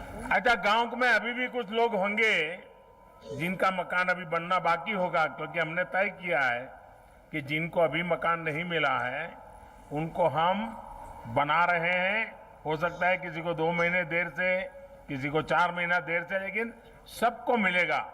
जब आपका घर बन गया है, आप जिन लोगों को, गरीब परिवारों को जानती होगी जिनका घर नहीं बना होगा, तो वो क्या बोलते हैं आपको, आप उनको क्या समझाती हो? हाँ सर। उनको विश्वास देती हो कि घर मिल जाएगा? बढ़िया समझाइए ना सर। हाँ, चलिए ललिता देवी जी प्रणाम आपको, मुझे अच्छा लगा आपने इतना संतोष व्यक्त किया जी। और बिहार के बाद अब हम रुख करते हैं माननीय त्रिपुरा का। पश्चिम त्रिपुरा जिले के पंकज साहनी जी के पास चलते हैं। पंकज जी को एक राष्ट्र एक राशन कार्ड योजना प्रधानमंत्री गरीब कल्याण अन्न योजना जैसी अनेकों योजनाओं का लाभ मिला है। हम माननीय प्रधानमंत्री जी से पुनः निवेदन करेंगे कि वो त्रिपुरा के पंकज जी से उनके अनुभवों को साझा करें। माननीय प्रधानमंत्री जी। पंकज जी नमस्ते। नमस्कार सर। पंकज जी बताइए, आप त्रिपुरा में क्या करते हैं और आपको किस योजना से क्या लाभ मिला है? सर घर मिला है, शौचालय मिला है, नल का पानी मिला है, बिजली बिल मिला है। इतनी सारी योजनाएं मिल गई आपको? जी सर। आप मूल कहां से हो? जी सर। आप कहां के रहने वाले हो? बिहार के सर, समस्तीपुर जिला के हैं। बिहार से हो? जी सर। तो कितने साल से त्रिपुरा में रह रहे हो? 10 साल से सर। 10 साल हो गया। तो आपका राशन कार्ड वगैरह तो बिहार का होगा? सर बिहार का मतलब है, लेकिन इधर में जब काम करते थे इधर डीलर मिला तो अभी one nation one ration card मिला है, लगाते हैं तो वो आपको मिल गया है क्या? जी sir. One nation one ration card जो है, जो अन्य राज्यों में लोग जाते हैं तो उनको तकलीफ न हो इसलिए सरकार ने बनाया है। वो वन राशन कार्ड वाला आपका बन गया है क्या? जी सर बन गया है। तो उसके कारण राशन अब आपको त्रिपुरा में भी ठीक से मिल जाता है? सर मिल जाता है। अच्छा, और क्या सुविधाएं मिली हैं आपको पंकज जी? सर हमको कोई चीज को दिक्कत नहीं हुआ। लॉकडाउन में भी हमको, मेरा बीवी और बच्चे सब खुशी में है सर। अच्छा, बिजली भी मिल गई? दिक्कत नहीं हुआ। तो बिजली मिल गई तो मोबाइल फोन चार्ज करते होंगे आप तो? जी सर। पहले मोबाइल फोन चार्ज करने के लिए कहाँ जाते थे? पहले सर लाइट नहीं था तो कहाँ जाएंगे।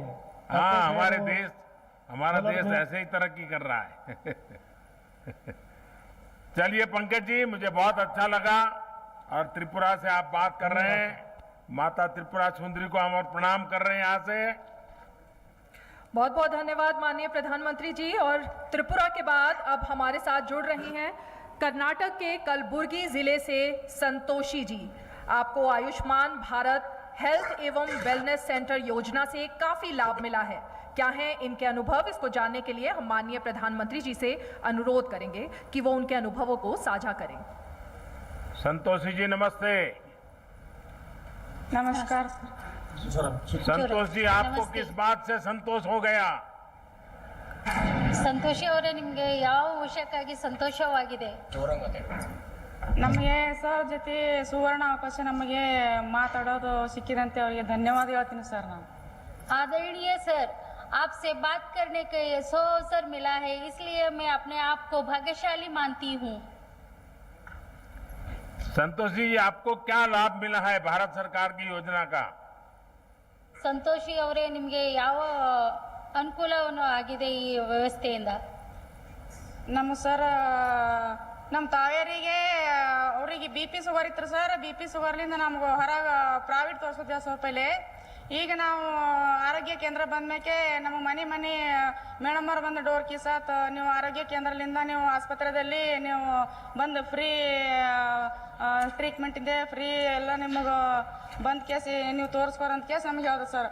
ಹಾಗಾಗಿ ನಾವು ಇದು ಫ್ರೀಯಲ್ಲಿಂದ ನಮ್ಮ ತಾಯಿಯವರಿಗೆ ಆಸ್ಪತ್ರೆಗೆ ಕರ್ಕೊಂಡು ಹೋಗಿ ನಮ್ಮ ತಾಯಿಯವ್ರಿಗೆ BP ಶುಗರ್ ಟೆಸ್ಟ್ ಮಾಡಿದ್ರು ಸರ್. ಆಮೇಲೆ ಗುಳಿಗೆ ಕೊಟ್ಟರು ಸರ್. ಹಾಗಾಗಿ ನಮಗೆ ಭಾರತ ಸರ್ಕಾರದಿಂದ ಏನದಾರ ನಮಗೆ ಇದು ಯೋಜನೆ ಬಂದು ನಮಗೆ ಭಾಳ ಸಂತೋಷ ಆಗ್ಯದ್ರಿ. ಹಾಗಾಗಿ ಇದರಿಂದ ನಮಗೆ ಇನ್ನೂ ಭೀ ನಮ್ಮ ತಾಯಿಯವ್ರಿಗೆ ಆರೋಗ್ಯವಲ್ಲಿಂದ ಕಾಪಾಡ್ರೆ ಈಗ ಮುಂದೆ ಭೀ ಇನ್ನೂ ಭೀ ಹಿಂಗೆ ಇರ್ಲಿ ಅಂತೇಳಿ ನಮ್ಮ ಸಂತೋಷದಿಂದ ಕಾಪಾಡ್ತೀನಿ, ಹಿಂಗೆ ಇರ್ಬೇಕಂತ ಕೇಸಿ ನಂದು ಒಂದು ಇದರಲ್ಲಿಂದ ನಾನು ಕೇಳ್ಕೊತೀನಿ ಸರ್। आदरणीय सर जी, पहले हमारे गांव में ये सुविधा नहीं थी। उस टाइम बहुत प्रॉब्लम होता था। हमारे घर में हमारी माता जी को आराम नहीं रहता था। उस टाइम गोली और उपयोग नहीं होता था। जब से हेल्थ एंड वेलनेस सेंटर हमारे यहाँ हुआ है हमारे गांव में, और हमारी माता जी को और हमारे सभी गांव वालों को बहुत उपयोग हो रहा है। और हमारे घर तक हमारे लोगों को चेकअप कराया जा रहा है और गोली दवा फ्री में दिया जा रहा है। इससे हमारी बहुत अच्छी तरह से देखभाल हो रहा है और हमारी माताजी भी अभी स्वस्थ है। तो ये सब आपकी कृपा से हुआ है, इसलिए हम तहे दिल से आपको शुक्रिया करते हैं। संतोषी जी, आप इतने बढ़िया तरीके से अपनी बात बता रही थी, आप बोल रही थी तो कन्नड़ में, लेकिन मैं फील कर रहा था कि आपके मन को कितना संतोष है और आपके परिवार को जो लाभ मिला है और पूरे गांव के लिए आपके मन में जो भाव है वो भी आप व्यक्त कर रही हो। लेकिन एक बात कहूं मैं संतोषी जी, अगर मैं कर्नाटका में होता और वहां मैं भाजपा का अगर कार्यकर्ता के नाते काम करता तो मैं आपको चुनाव लड़वा देता। आप इतने बढ़िया तरीके से सारा विस्तार से बता दिया। बात बताने का आपका जो तरीका है, आप गांव की सबसे बड़ी लीडर बन सकती हो। धन्यवाद सर। धन्यवाद सर।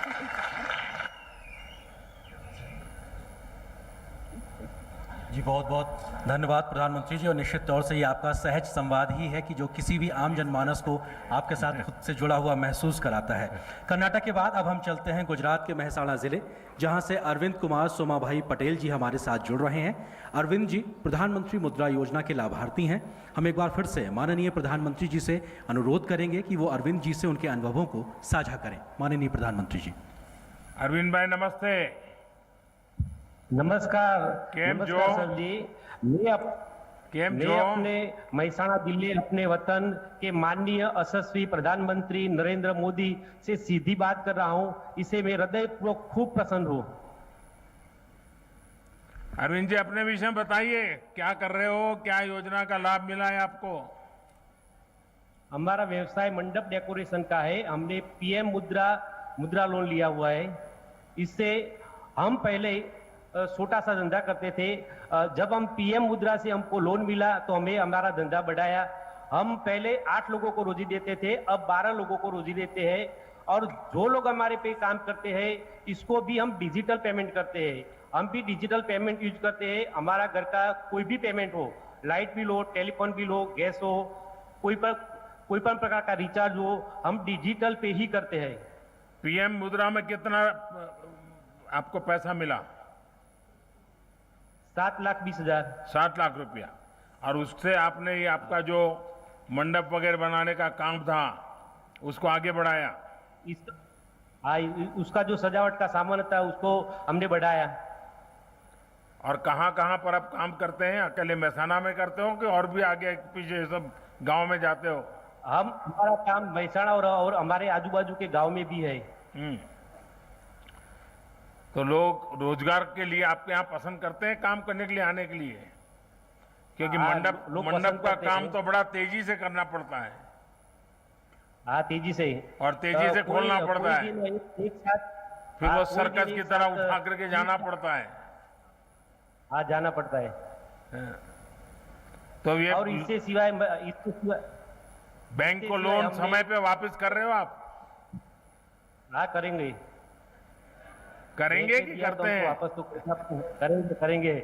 अच्छा, जो लोग आपके साथ काम करते हैं उनको भी सरकार की जो योजनाएं हैं उस विषय में कभी आपने बताया? गरीब परिवार के लोग होंगे जो आपके यहाँ मजदूरी करते हैं, इतना आपका कारोबार बढ़ा है। कोरोना काल में जो रसीकरण था सबको हमने रसी दिलवाई। कोरोना काल में मेरा कार्ड है लेकिन हमको अनाज की जरूरत नहीं थी, हमने अनाज नहीं लिया, लेकिन जिसको जरूरत थी उसको अनाज मुहैया कराया। और हमारी आय 4 लाख से अधिक है। हमने आयुष्मान कार्ड नहीं लिया, लेकिन हमारे आसपास के जो लोग को आयुष्मान कार्ड की जरूरत है उन सबका आयुष्मान कार्ड भी हमने निकाला है। मतलब आपने अपने साथ जो काम करने वाले हैं उनकी भी बहुत देखभाल की। मुझे बहुत अच्छा लगा। मेरी अरविंद भाई आपको और प्रधानमंत्री मुद्रा योजना का लाभ लेकर के अपना व्यवसाय, अपना कारोबार जो स्वरोजगार की दिशा में काम करना चाहते हैं उसमें आपने एक बड़ा प्रेरणा का काम किया है। और आप रोजगार खोजने वाले नहीं, रोजगार देने वाले बन गए। मैं आपको बहुत बहुत बधाई देता हूं। बहुत बहुत धन्यवाद। मैं एक बात और करना चाहता हूं। क्या बताना चाहते हो? मेरी बच्ची खेल महाकुंभ में डीएलएस द्वारा खेल रही है, वो भी नेशनल गेम प्लेयर भी है। क्या क्या नाम है? राजवी। अच्छा, क्या खेलती है? एथलेटिक्स। एथलीट में, वाह। चलिए हमारे आशीर्वाद दे दीजिए उसको। मेहसाना जिले ने तो इस बार ओलंपिक में ओलंपिक में भाविना ने नाम कमा दिया। मेहसाना जिले की बेटी ने, भाविना ओलंपिक से मेडल लेके आ गई। Thank you. हाँ, बहुत बहुत धन्यवाद माननीय प्रधानमंत्री जी। और अब हमारे साथ जुड़ रही हैं देवभूमि हिमाचल प्रदेश के सिरमौर जिले की समा देवी जी। समा देवी जी इस वक्त शिमला के इसी रिज मैदान में हमारे साथ मौजूद हैं। इनको प्रधानमंत्री किसान सम्मान निधि योजना, प्रधानमंत्री आवास योजना ग्रामीण, आयुष्मान योजना, मुख्यमंत्री गृहिणी सुविधा योजना का लाभ मिला है। समा देवी जी नमस्ते। नमस्कार सर। आप कहाँ रहती हो समा देवी जी? सर मैं सिरमौर से हूँ। सिरमौर रहती हो? हाँ जी सर। अच्छा, चलिए हम भी कभी सिरमौर आया करते थे। हाँ जी सर। हाँ।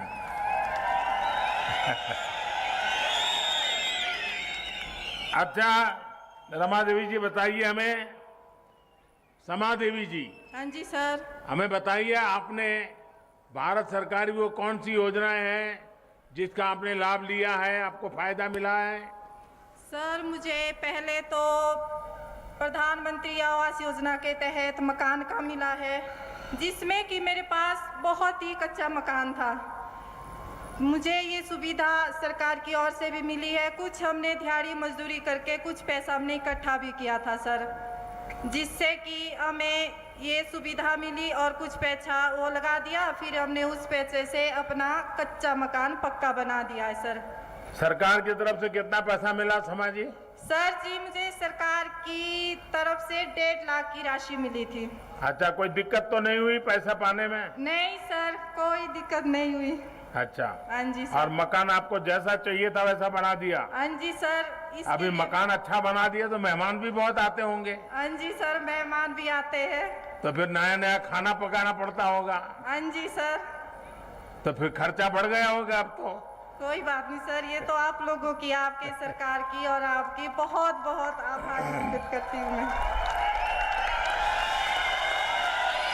अच्छा समाजी, आप खेती करती हैं? हाँ जी सर, मैं खेती बाड़ी भी करती हूँ, छोटे से अपनी खेती बाड़ी भी है। तो खेती बाड़ी में क्या पकाती हो? सर अभी तो लहसुन चला हुआ है, फिर उसके बाद बीन हो गया, मटर हो गए, मटर भी हम लेट लगाते हैं। अभी तो मक्की और आलू। हाँ जी। अच्छा। हाँ जी सर। तो आपको पीएम किसान सम्मान निधि का पैसा मिलता है? हाँ जी सर, मुझे पीएम सरकार किसान निधि का पैसा भी मिलता है, जो कि मुझे 2-2 हजार करके साल के 6,000 मिलते हैं सर। अच्छा। हाँ जी सर। इसका भी मैं आपसे बहुत बहुत धन्यवाद करना चाहती हूँ, आपसे भी, पीएम मोदी जी, और सरकार से भी। समाज जी आपको बहुत बहुत नमस्कार। आपने बहुत अच्छे ढंग से बताया, मैं आपका आभारी हूँ। धन्यवाद जी। धन्यवाद सर। बहुत बहुत धन्यवाद माननीय प्रधानमंत्री जी। और आपका ये सहज संवाद ही है जो किसी भी भारतवासी को आपके साथ जुड़ा हुआ महसूस कराने के लिए काफ़ी होता है। ये महज कुछ लोगों के साथ माननीय आपका ये संवाद था, लेकिन आज के इस ऐतिहासिक कार्यक्रम में देश भर के लगभग 1500 जगहों से लाखों लाखों लोग इस कार्यक्रम का हिस्सा हैं और जुड़े हुए हैं।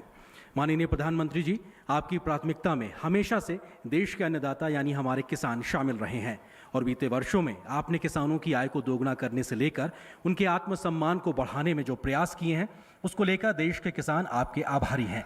प्रधानमंत्री किसान सम्मान निधि योजना के माध्यम से आपने अन्नदाताओं के खातों में सालाना 6,000 रुपये देने का जो भागीरथ प्रयास किया है, उसका फायदा देश के करोड़ों करोड़ों किसानों को मिल रहा है। प्रधानमंत्री जी, इस योजना के माध्यम से अब तक 1,82,000 करोड़ रुपए से ज्यादा की राशि हमारे अन्नदाता प्राप्त कर चुके हैं। इस क्रम में पीएम किसान सम्मान निधि की 11वीं किश्त के रूप में आज फिर से माननीय प्रधानमंत्री जी के द्वारा देश के किसानों के खातों में 21,000 करोड़ रुपए सीधे ट्रांसफर होंगे। हम अब माननीय प्रधानमंत्री जी से विनम्र निवेदन करेंगे कि वो कृपया बटन दबाकर प्रधानमंत्री किसान सम्मान निधि की 11वीं किश्त किसानों के खातों तक पहुंचाने की कृपया करें।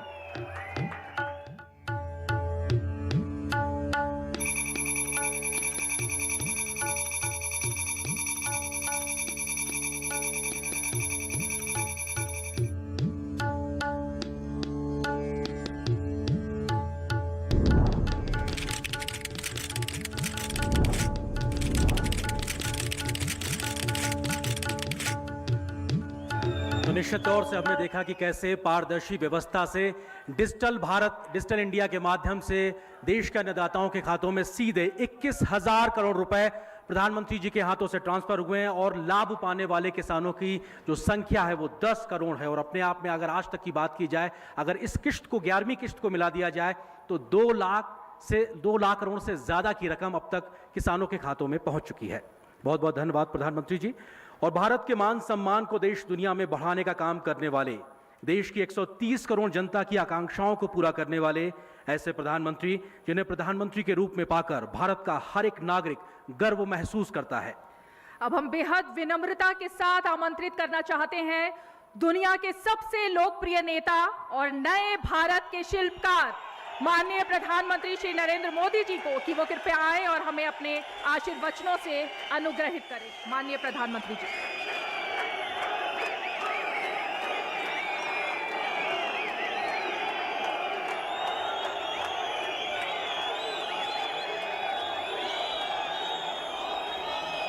भारत माता की, भारत माता की। हिमाचल प्रदेश के गवर्नर श्रीमान राजेंद्र जी, यहां के लोकप्रिय और कर्मठ मुख्यमंत्री मेरे मित्र श्रीमान जयराम ठाकुर जी, प्रदेश के अध्यक्ष हमारे पुराने साथी श्रीमान सुरेश जी,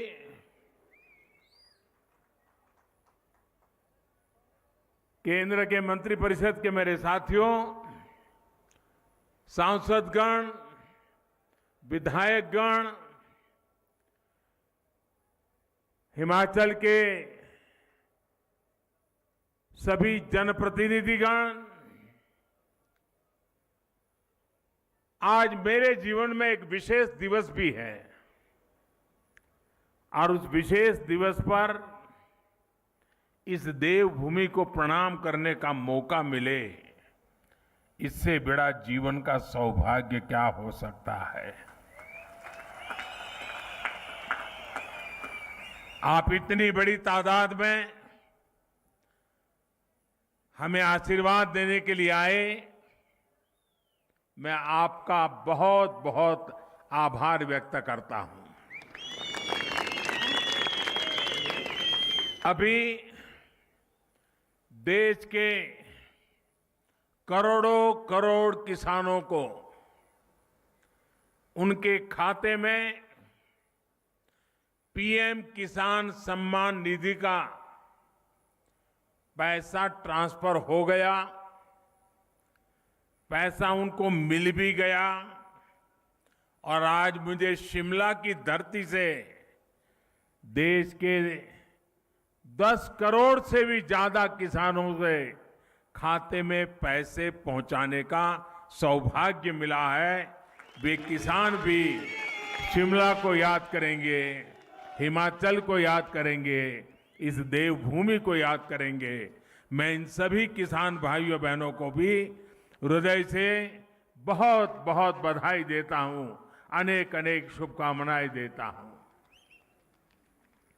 साथियों, ये कार्यक्रम शिमला में है, लेकिन एक प्रकार से ये कार्यक्रम आज पूरे हिंदुस्तान का है। हमारे यहां चर्चा चल रही थी कि सरकार के 8 साल होने पर कैसा कार्यक्रम किया जाए, कौन सा कार्यक्रम किया जाए। तो हमारे नड्डा जी जो हिमाचल के ही हैं, हमारे जयराम जी, उनकी तरफ से एक सुझाव आया और दोनों सुझाव मुझे बहुत अच्छे लगे। ये 8 वर्ष के निमित्त कल मुझे कोरोना काल में जिन बच्चों ने अपने माता और पिता दोनों खो दिए, ऐसे बच्चों का जिम्मा संभालने का अवसर कल मुझे मिला। देश के उन हजारों बच्चों का देखभाल का निर्णय सरकार ने किया और कल उनको मैंने कुछ पैसे भी भेज दिए चेक डिजिटली। 8 साल की पूर्ति में ऐसा कार्यक्रम होना मन को बहुत सुकून देता है, आनंद देता है। और फिर मेरे सामने सुझाव आया कि हम एक कार्यक्रम हिमाचल में करें, तो मैंने आंख बंद करके हाँ कह दिया, क्योंकि मेरे जीवन में हिमाचल का स्थान इतना बड़ा है और खुशी के पल अगर हिमाचल में आकर के बिताने का मौका मिले तो फिर तो बात ही क्या बनती है जी।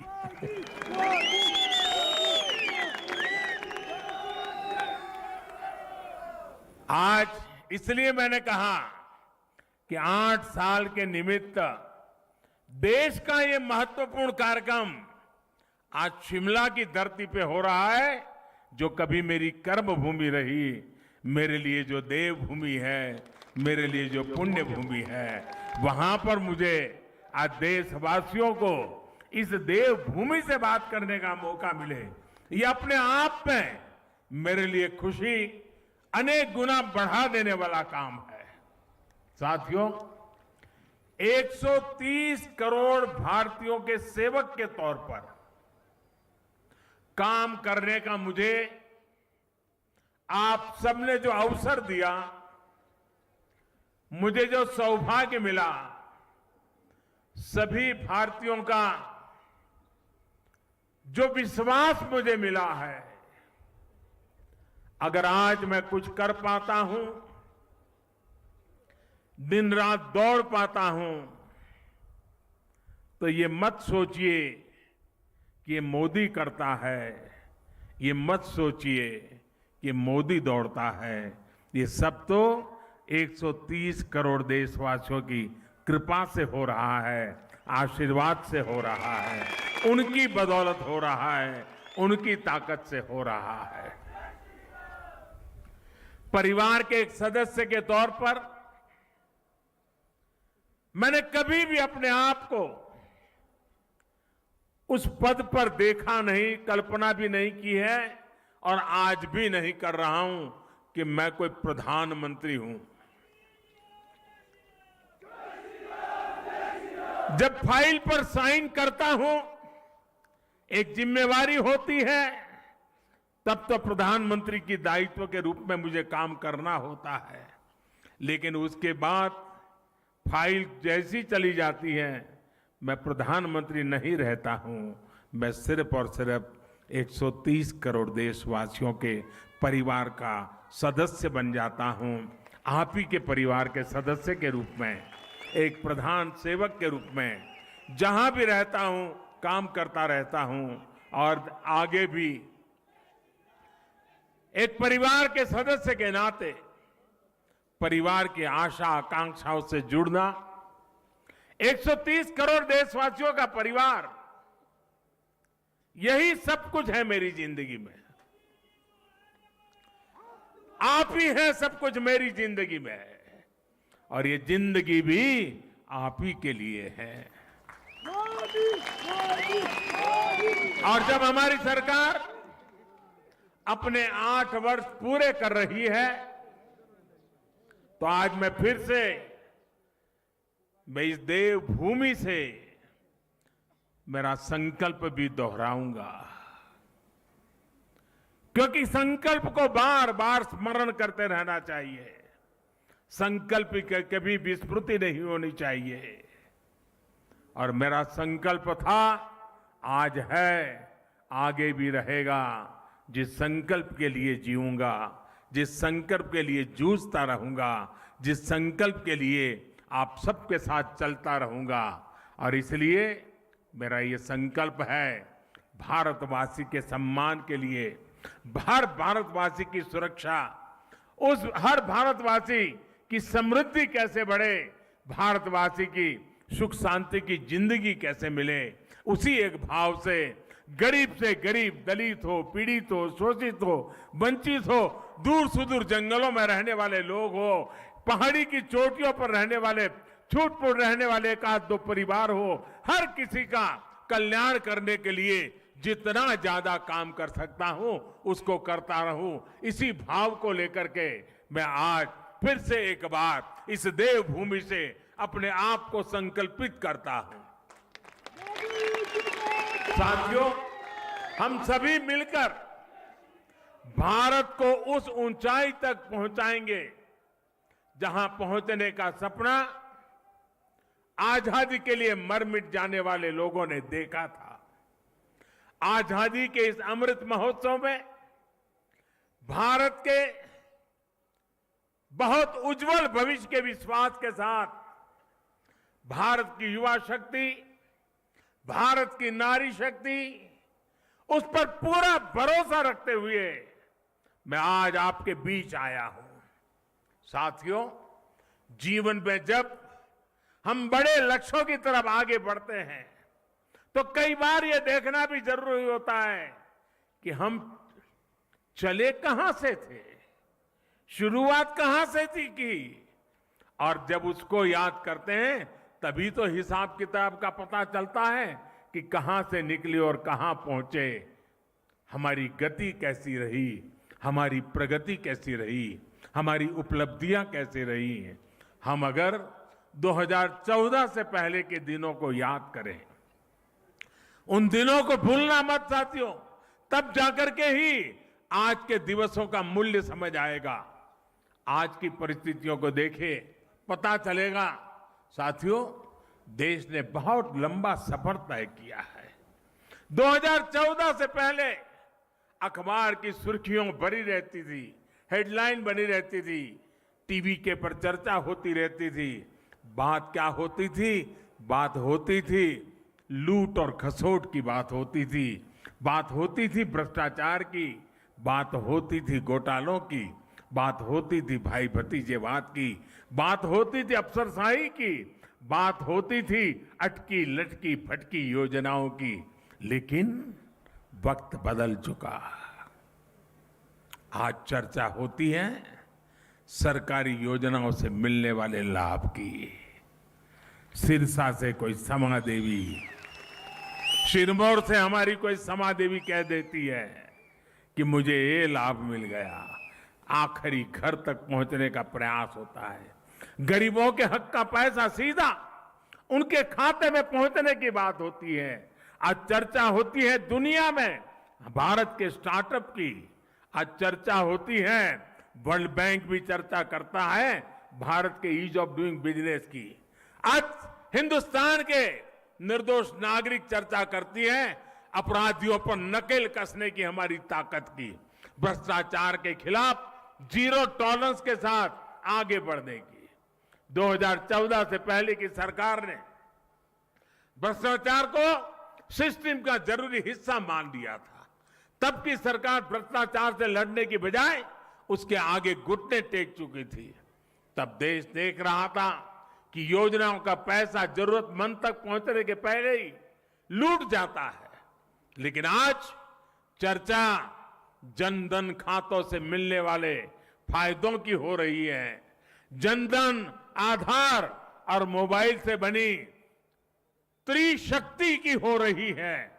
पहले रसोई में धुआं सहने की मजबूरी थी, आज उज्ज्वला योजना से सिलेंडर पाने की सहूलियत है। पहले खुले में शौच की बेबसी थी, आज घर में शौचालय बनवाकर सम्मान से जीने की आजादी है। पहले इलाज के लिए पैसे जुटाने की बेबसी थी, आज हर गरीब को आयुष्मान भारत का सहारा है। पहले ट्रिपल तलाक का डर था, अब अपने अधिकारों की लड़ाई लड़ने का हौसला है। साथियों, 2014 से पहले देश की सुरक्षा को लेकर चिंता थी, आज सर्जिकल स्ट्राइक, एयर स्ट्राइक का गर्व है। हमारी सीमा पहले से ज्यादा सुरक्षित है। पहले देश का नॉर्थ ईस्ट अपने असंतुलित विकास से, भेदभाव से आहत था। दुखी था, आज हमारा नॉर्थ ईस्ट दिल से भी जुड़ा है और आधुनिक इंफ्रास्ट्रक्चर से भी जुड़ रहा है। सेवा, सुशासन और गरीबों के कल्याण के लिए बनी हमारी योजनाओं ने लोगों के लिए सरकार के मायने ही बदल दिए हैं। अब सरकार माई बाप नहीं है, वो वक्त चला गया। अब सरकार सेवक है, सेवक, जनता जनार्दन की सेवक है। अब सरकार जीवन में दखल देने के लिए नहीं, बल्कि जीवन को आसान बनाने के लिए काम कर रही है। बीते वर्षों में हम विकास की राजनीति को देश की मुख्य धारा में लाए हैं। विकास की इसी आकांक्षा में लोग स्थिर सरकार चुन रहे हैं, डबल इंजन की सरकार चुन रहे हैं। साथियों, हम लोग अक्सर सुनते हैं कि सरकारें आती हैं, जाती हैं, लेकिन सिस्टम वही रहता है। हमारी सरकार ने इस सिस्टम को ही गरीबों के लिए ज्यादा संवेदनशील बनाया, उसमें निरंतर सुधार किए।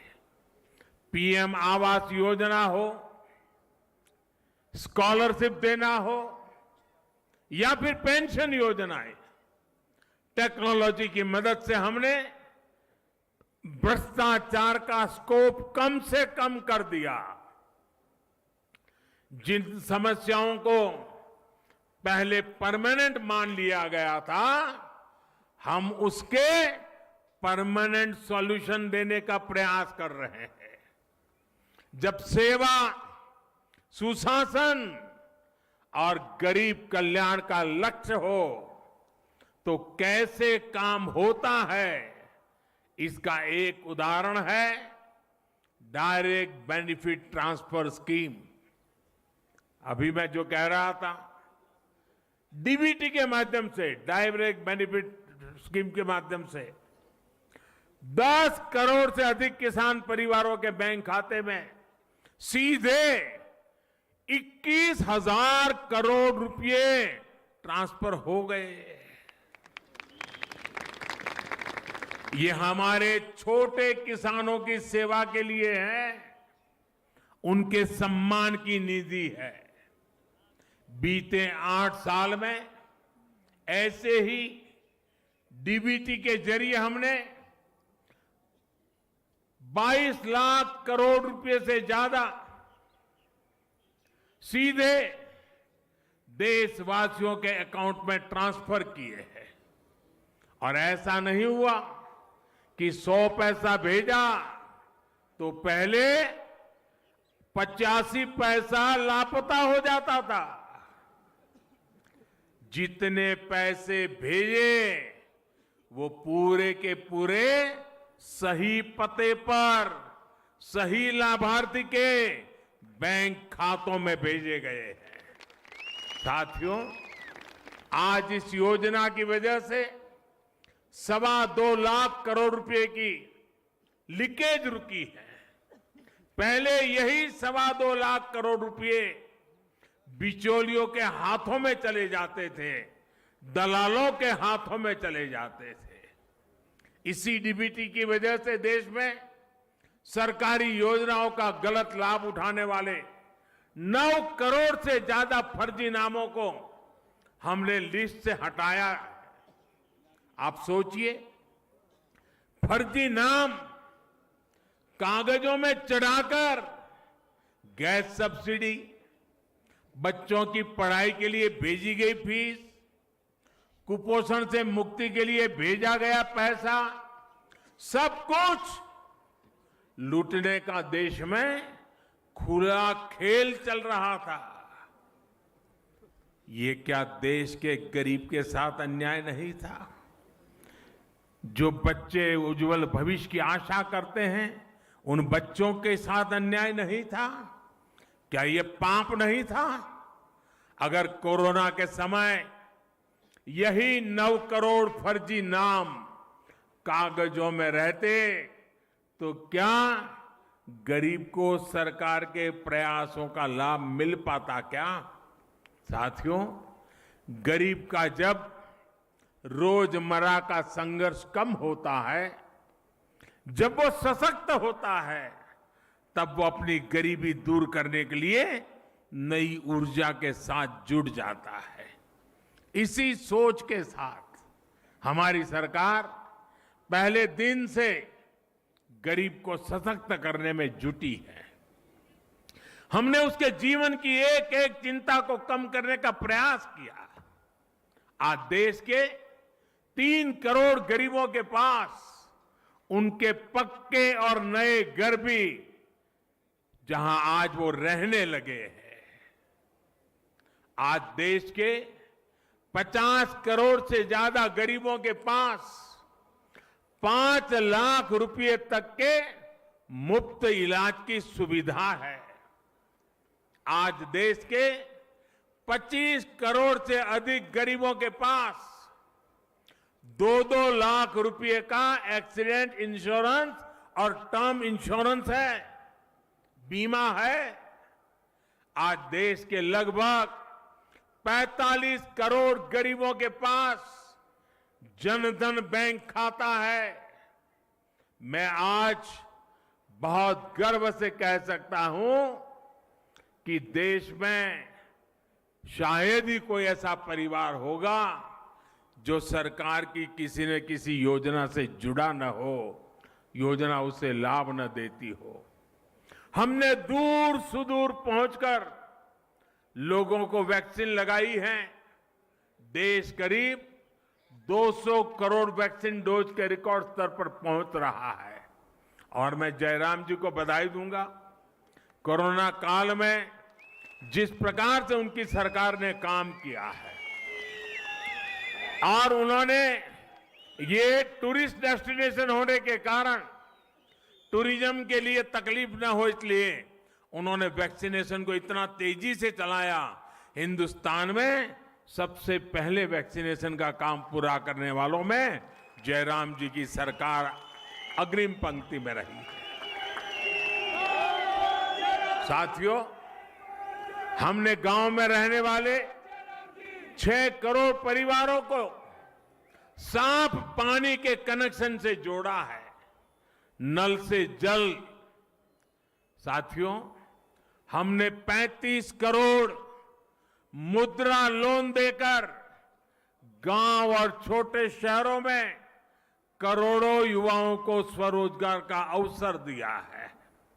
मुद्रा लोन लेकर कोई टैक्सी चला रहा है, कोई टेलरिंग की दुकान खोल रहा है, कोई बिटिया अपना स्वयं का कारोबार शुरू कर रही है।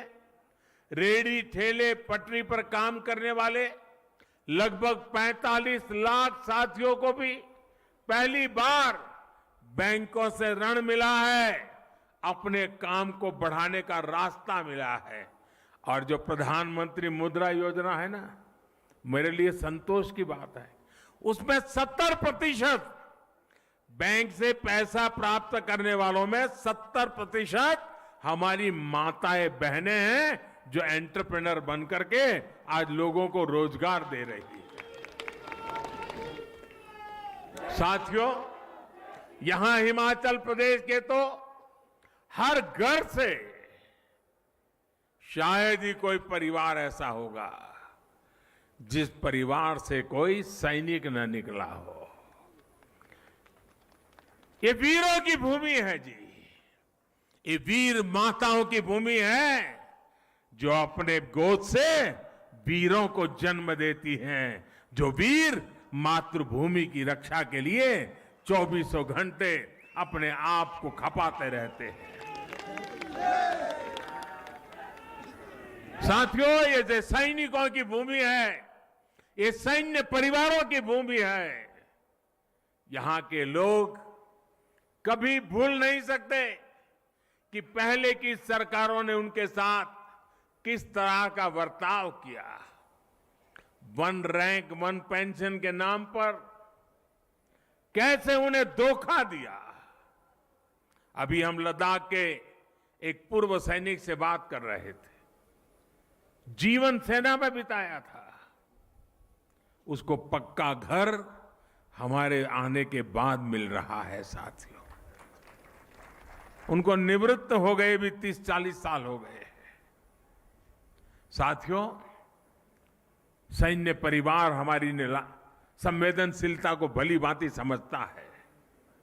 ये हमारी ही सरकार है जिसने 4 दशकों के इंतजार के बाद 1 रैंक 1 पेंशन को लागू किया। हमारे पूर्व सैनिकों को एरियर का पैसा दिया। इसका बहुत बड़ा लाभ हिमाचल के हर परिवार को हुआ है। साथियों, हमारे देश में दशकों तक वोट बैंक की राजनीति हुई है।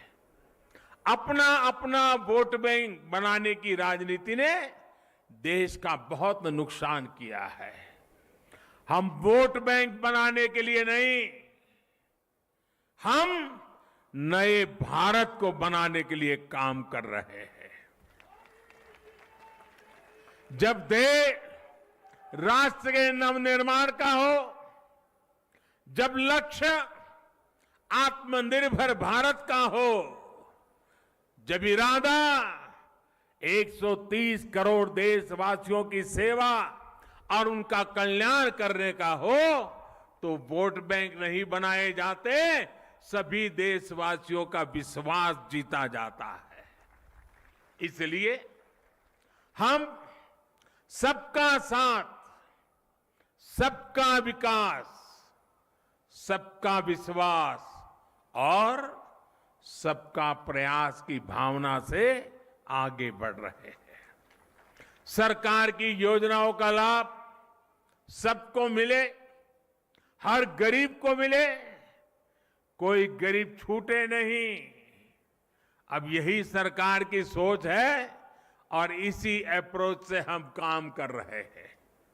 हमने 100% लाभ 100% लाभार्थी तक पहुंचाने का बीड़ा उठाया है। लाभार्थियों के सैचुरेशन का प्रण लिया है।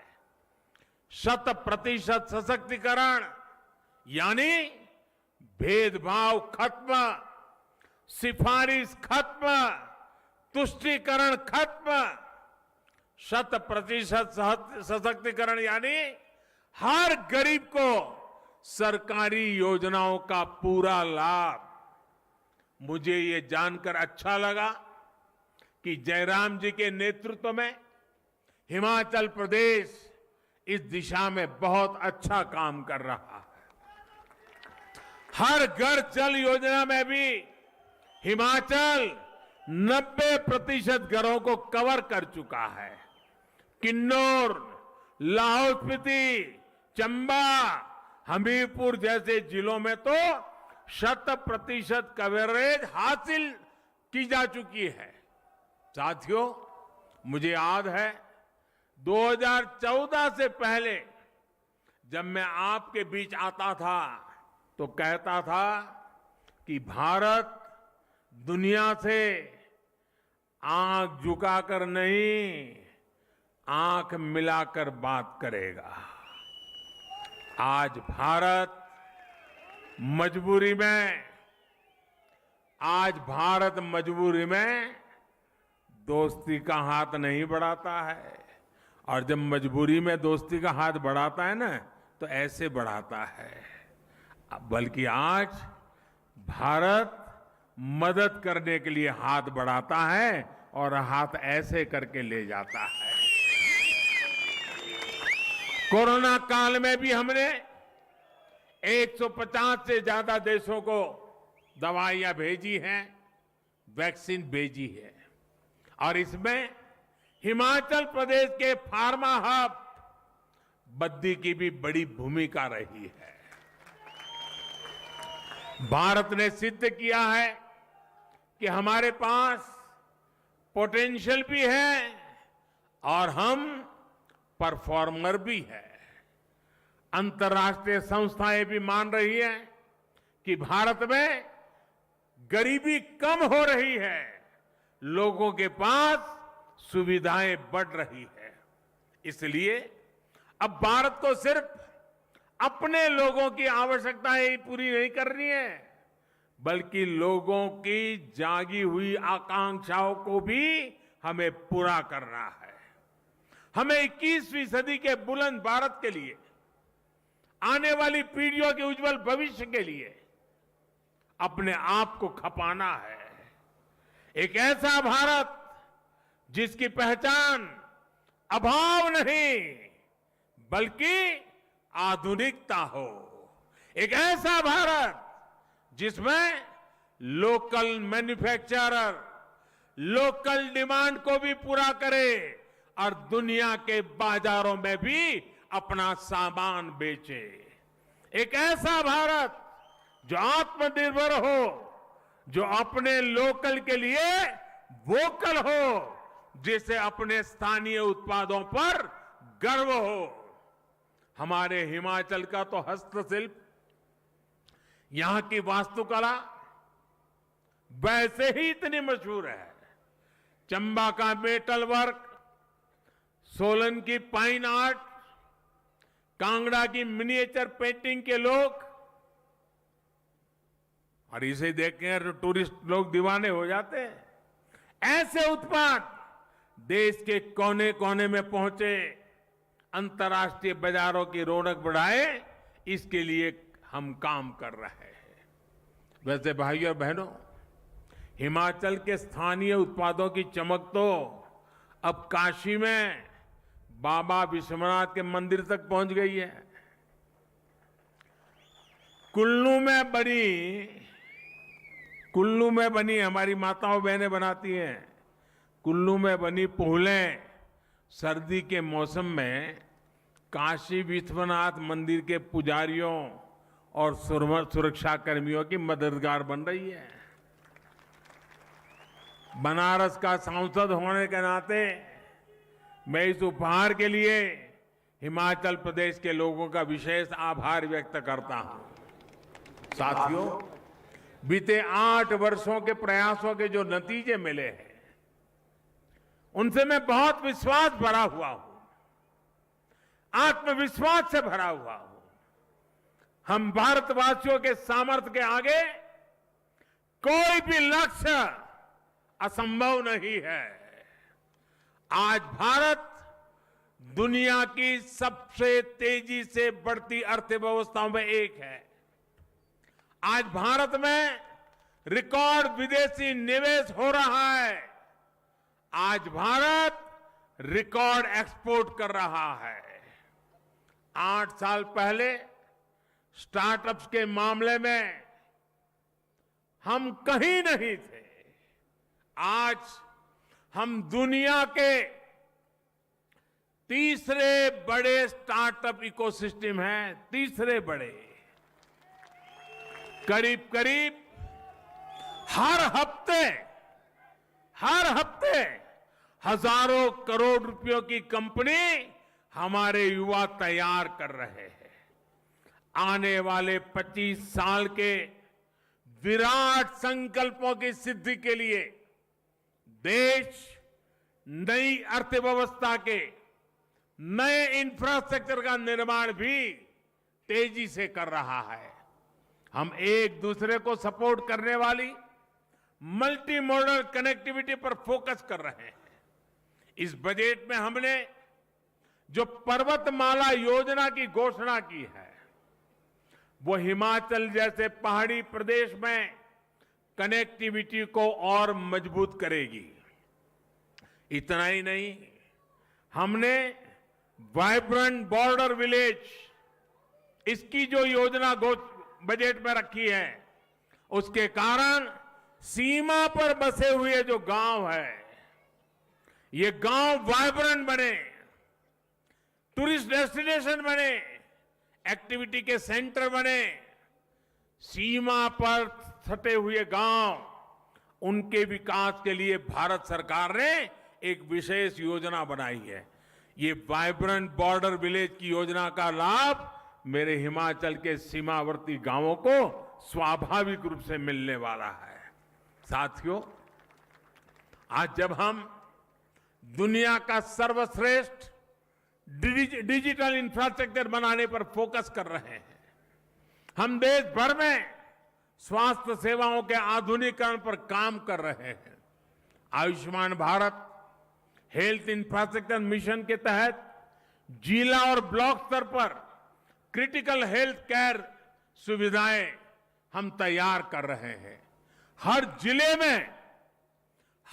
जिले में एक मेडिकल कॉलेज हो, इस दिशा में काम चल रहा है। और इतना ही नहीं, गरीब मां का बेटा बेटी भी अब डॉक्टर बनने का सपना पूरा कर सकता है। पहले तो हाल ये था कि अगर उसको स्कूली शिक्षा अंग्रेजी में नहीं हुई तो डॉक्टर होने के सपने अधूरे रह जाते थे।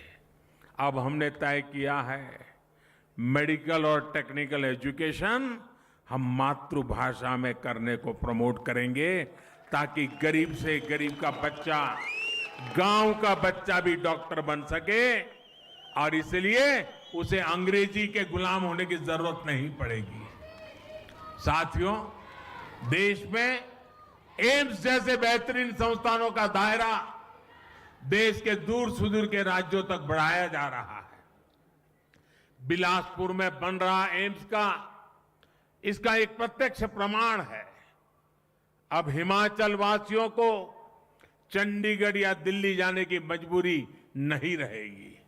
साथियों, ये सारे प्रयास हिमाचल प्रदेश के विकास को भी गति देने का काम कर रहे हैं। जब अर्थव्यवस्था मजबूत होती है, रोड कनेक्टिविटी, इंटरनेट कनेक्टिविटी बढ़ती है, स्वास्थ्य सेवाएं सुधरती हैं, तो ये टूरिज्म को भी बढ़ाता है।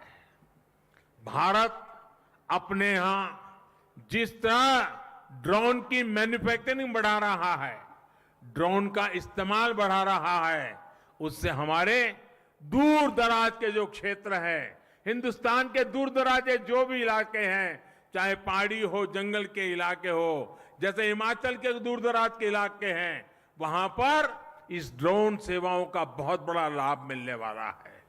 भाइयों और बहनों, बीते 8 वर्षों में आजादी के 100वें वर्ष के लिए, यानी 2047 के लिए मजबूत आधार तैयार हुआ है। इस अमृत काल में सिद्धियों के लिए एक ही मंत्र है, सबका प्रयास। सब जुड़े, सब जुटे और सब बढ़े, इसी भाव के साथ हमें काम करना है।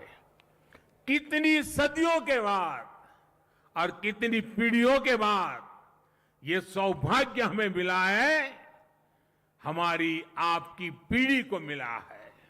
इसलिए आइए हम संकल्प लें,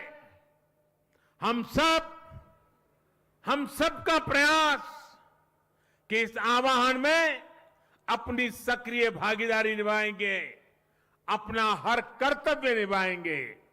इसी विश्वास के साथ आज जो हिमाचल ने आशीर्वाद दिए हैं और देश के हर ब्लॉक में आज इस कार्यक्रम से लोग जुड़े हुए हैं।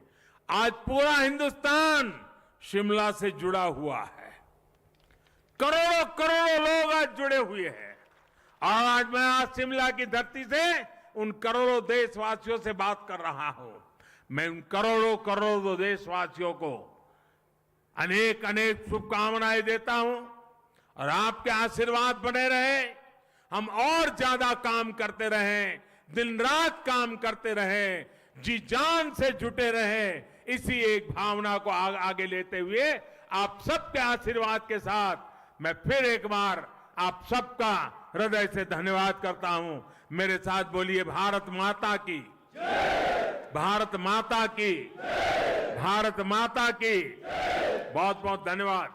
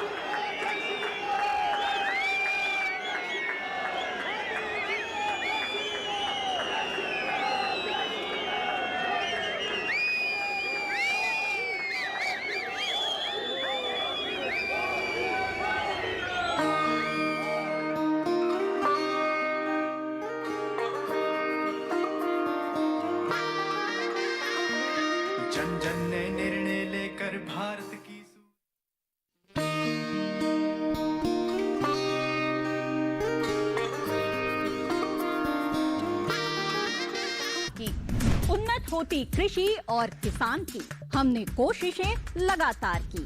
हर कदम पर किसानों का साथ दिया, किसानों की खुशहाली को बढ़ा दिया। जारी है और आगे भी रहेगा बदलते भारत की शान का ये सफर। डीडी किसान है हमेशा आपका हमसफर।